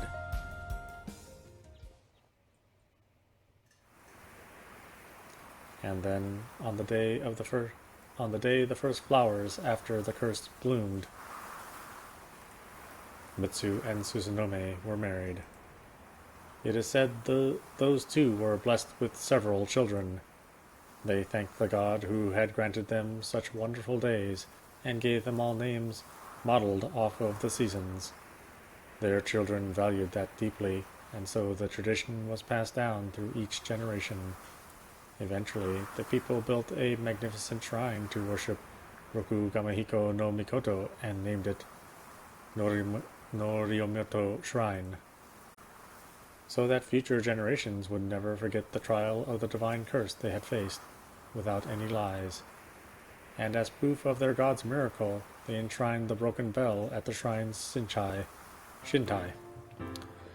One day, on the day it was completed, Mitsu and Susanome heard a voice from above.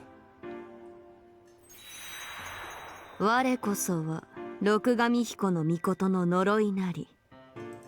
よくぞ我らの呪いを受けながらも神を敬う気持ちを失わずに我らを慰め祭り続けた。兄上さん、5本六神彦の命は村人たちを正しく導いたそなたらに特別な褒美を与えようと仰せになられた。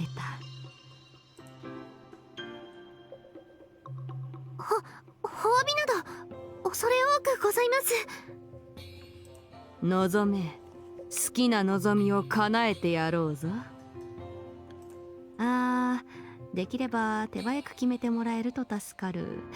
我も役目を果たさぬうちは帰れぬのでな。どうしましょう、ムツ。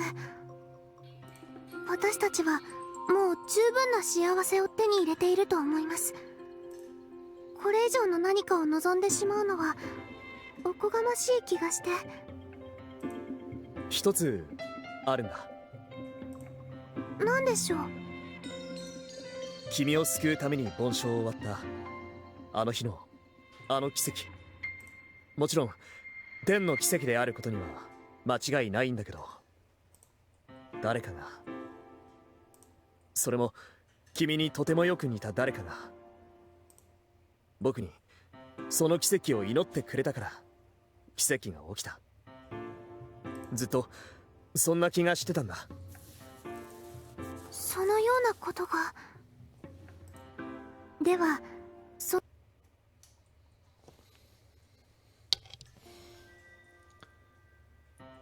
I don't know what's going on with the video. Apologize.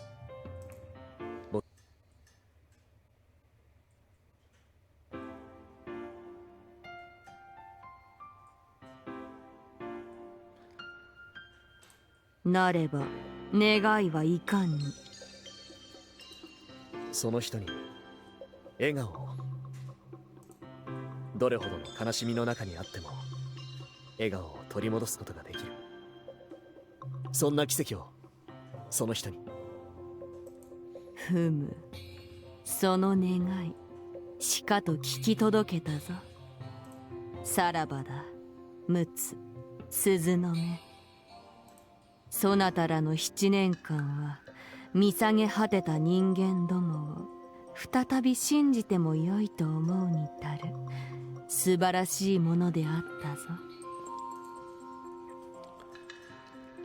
The divine curse quietly returned to the heavens. They didn't know who the girl who resembled Susanome that wished for their miracle was, but 幸せになってくれるといいですね。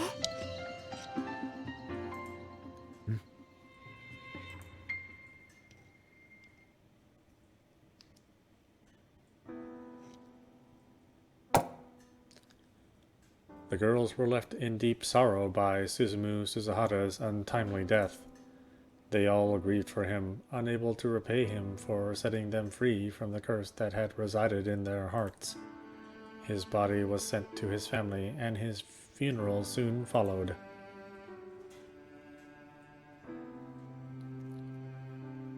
Everyone in the LCSC attended. Suzumu's mother was shocked by her son's mysterious death, but his father was oddly calm. That was because he'd received a revelation in a dream. It told him how Suzumu had accomplished something very important, how he'd brought about a miracle to save someone dear, knowing the cost, how he'd lost his life in exchange, and how this was what he'd wanted. Mr. Suzahara was sure the dream was real. As the president of the LCSE, Kane read the eulogy. She spoke of how Suzumu was most unlike a boy of his age and was respected and loved by all. She concluded the speech by speaking for all of them by saying she wished she could have had more time with him. Kane went over to the casket and told Suzumu how she was doing, how she'd gained the strength to carve her own path in life after he'd saved her. She would be leaving home and setting out on her own in the near future, but for far more positive reasons this time. Princess Elise of Wonderland will finally be going on her big adventure, she said through choked sobs.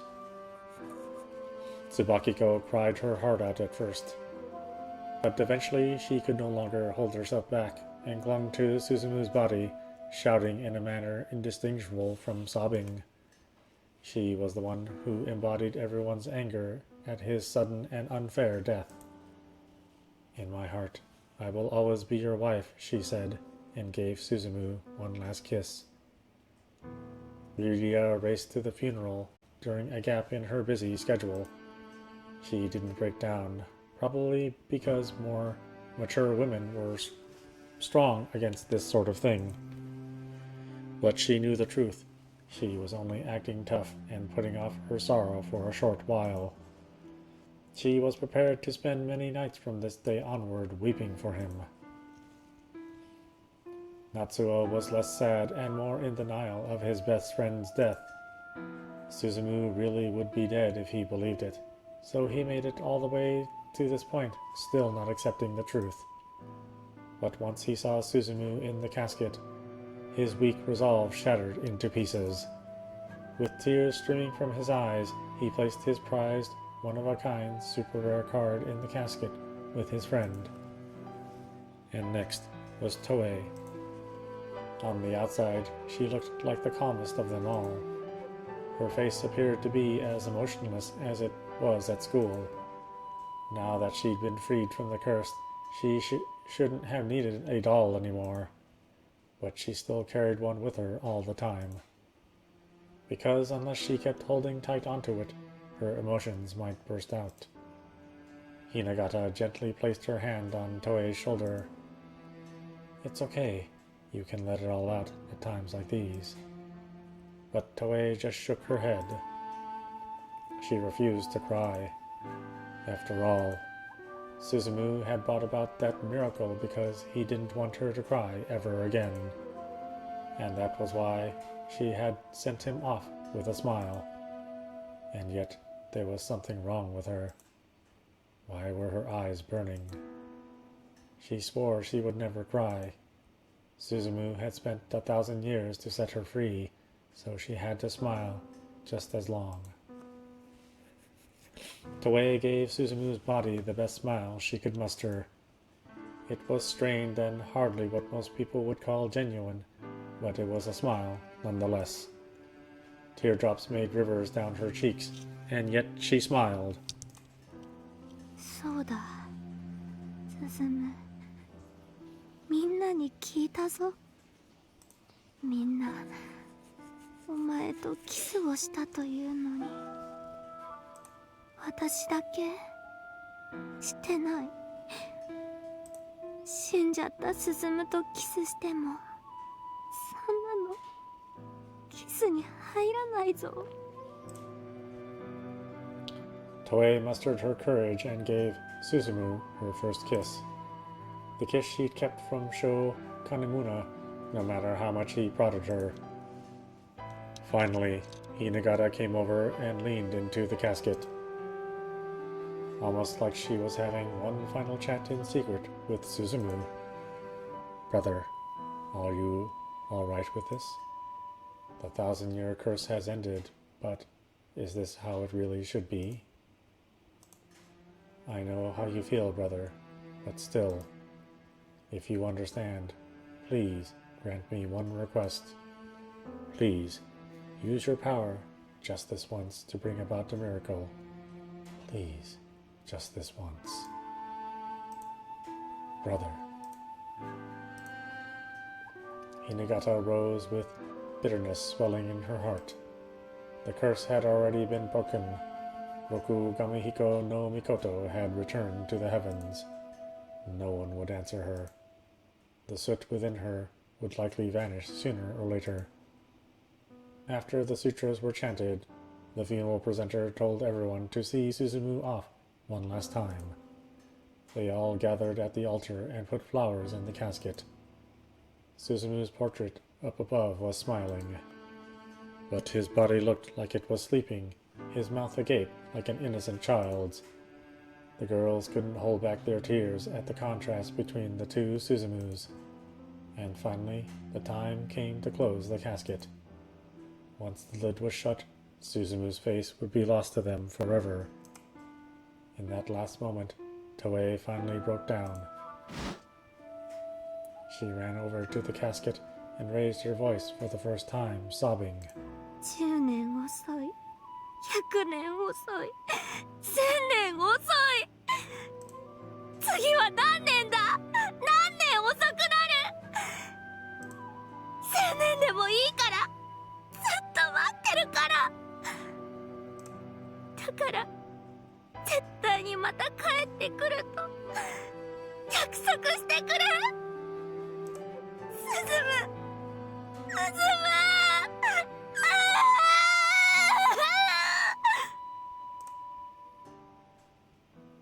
じゃあ今帰るよ、トエ。Toei jolted upright. She swore she heard Suzumu's voice. 進む、進む。話せ。私の気が触れたんじゃない。聞こえた。確かに聞こえたんだ。鈴の声がした。鈴は生きてる。生きてるんだ。 The mourners all gaped in shock as the flower spilled out of the casket.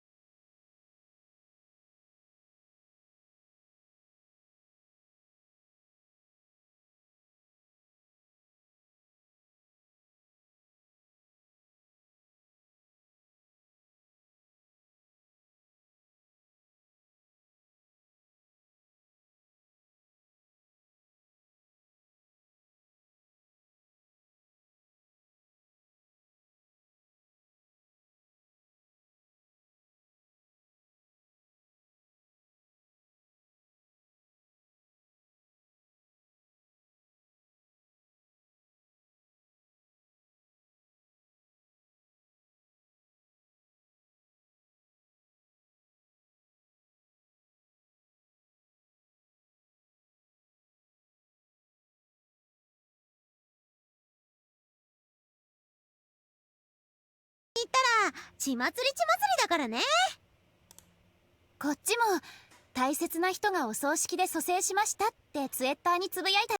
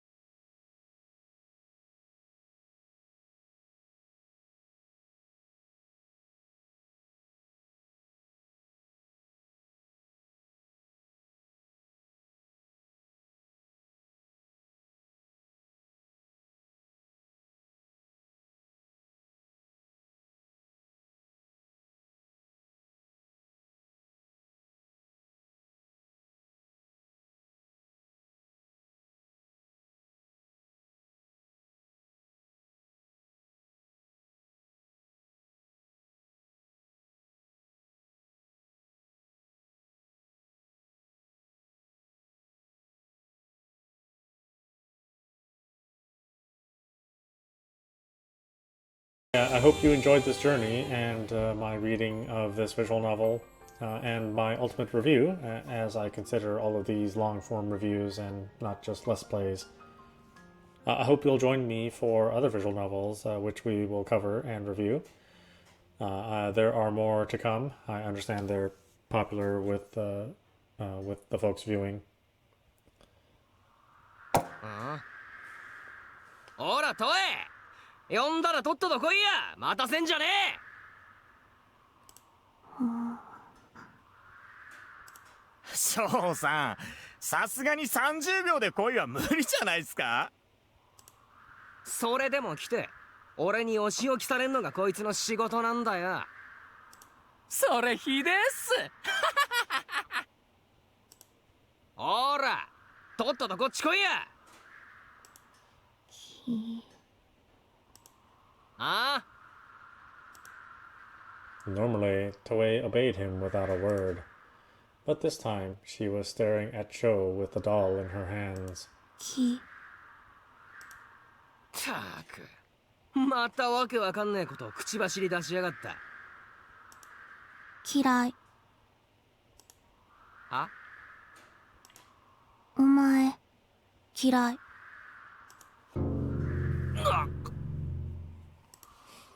The delinquents were stunned to see Toei's glare at Sho and say that right to his face. It was less than what she'd said and more that she'd spoken of her own volition that had shocked Sho. 私はもうお前の言い名付けはやめる。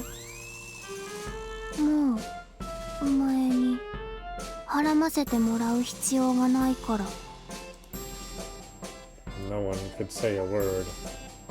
Toei's voice and glare were fierce and full of bite. They couldn't believe that this was the same girl who acted like a soulless doll up until now.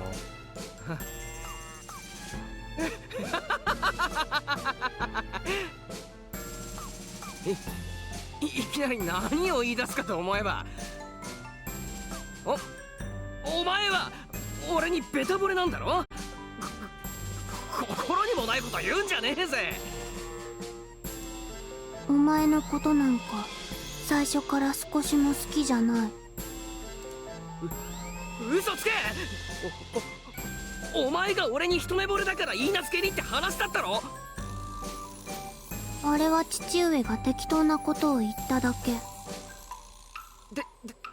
適当？おいおいおいおい、そんなことでいいのかよ。Sho was stumbling over his words so much that even his buddies were embarrassed. 俺たち将来を誓い合った仲だろ。誓ったことないし。めっちゃラブラブだったじゃん。いつそうだったか聞きたい。だってお前だってノリノリで俺の鬼畜不良プレイに付き合ってくれてたじゃん。意味わかんない。飽きちゃった。もうそういうのやだ。なら言ってくれればいいのに。今流行りの壁ドンやっちゃうし、お姫様抱っこもやっちゃう。それとも下克上しちゃう。今度はトエが女王様で俺が下僕で。そういうのもいいな。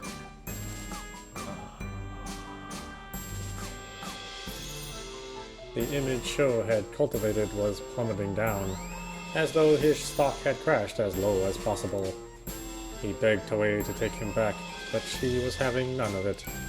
あと二度とトエって呼び捨てにしないで。じゃあね、さようなら。待ってよトエ様。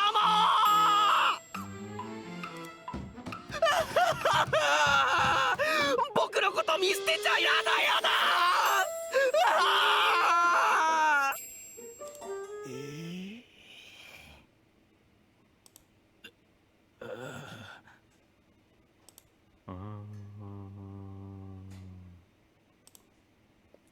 Sho was left literally kicking and screaming on the ground, but Toei was already gone. And so, on that day before summer break, the delinquent group that used the bike lot as its fortress dissolved.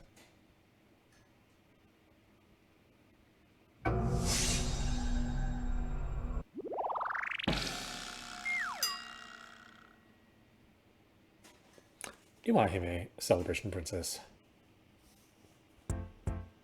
あらそう、意外にあっさり別れられたのね。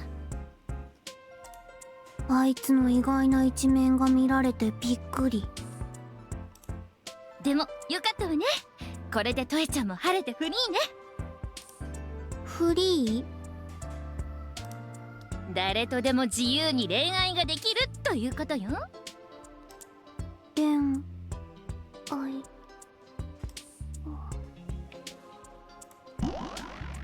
Toei's expressionless face turned bright pink. ススハラ君の奇跡によって神の呪いも解けて、みんなも霊障から解放。つまりもうみんなは普通の高校生なら青春しなきゃ。青春って何？やっぱり恋よね。恋。For 1,000 years, romance had meant nothing for the sacrifice of the Swift Gathering. But now Toei could love whoever she wanted for the first time in a millennium. However, she already had her heart set on someone. The past 1,000 years had been a tale of blighted love, so she had to make it come true this time. ムツと鈴の目は確かに恋仲だっただろうけれど、今のあなたたちはススハラ君とトエちゃんという人間よ。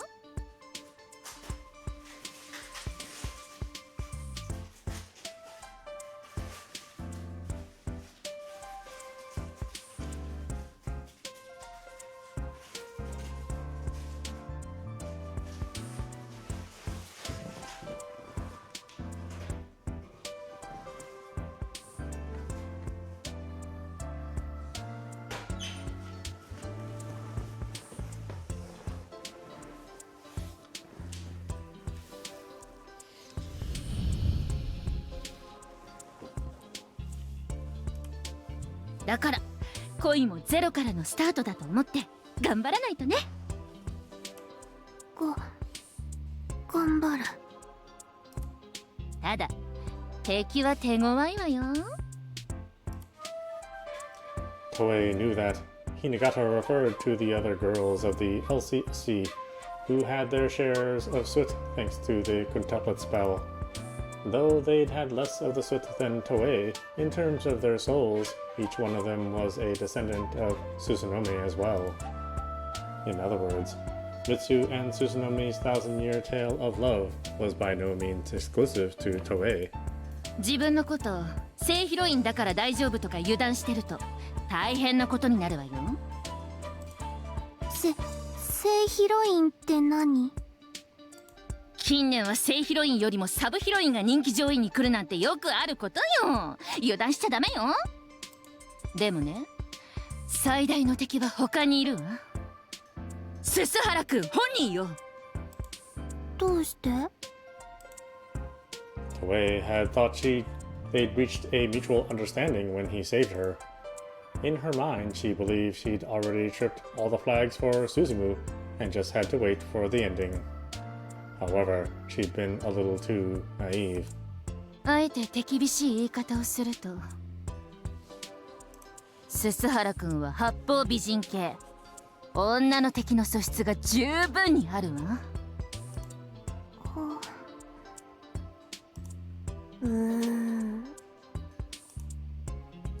Suzumu was indeed nice to everyone.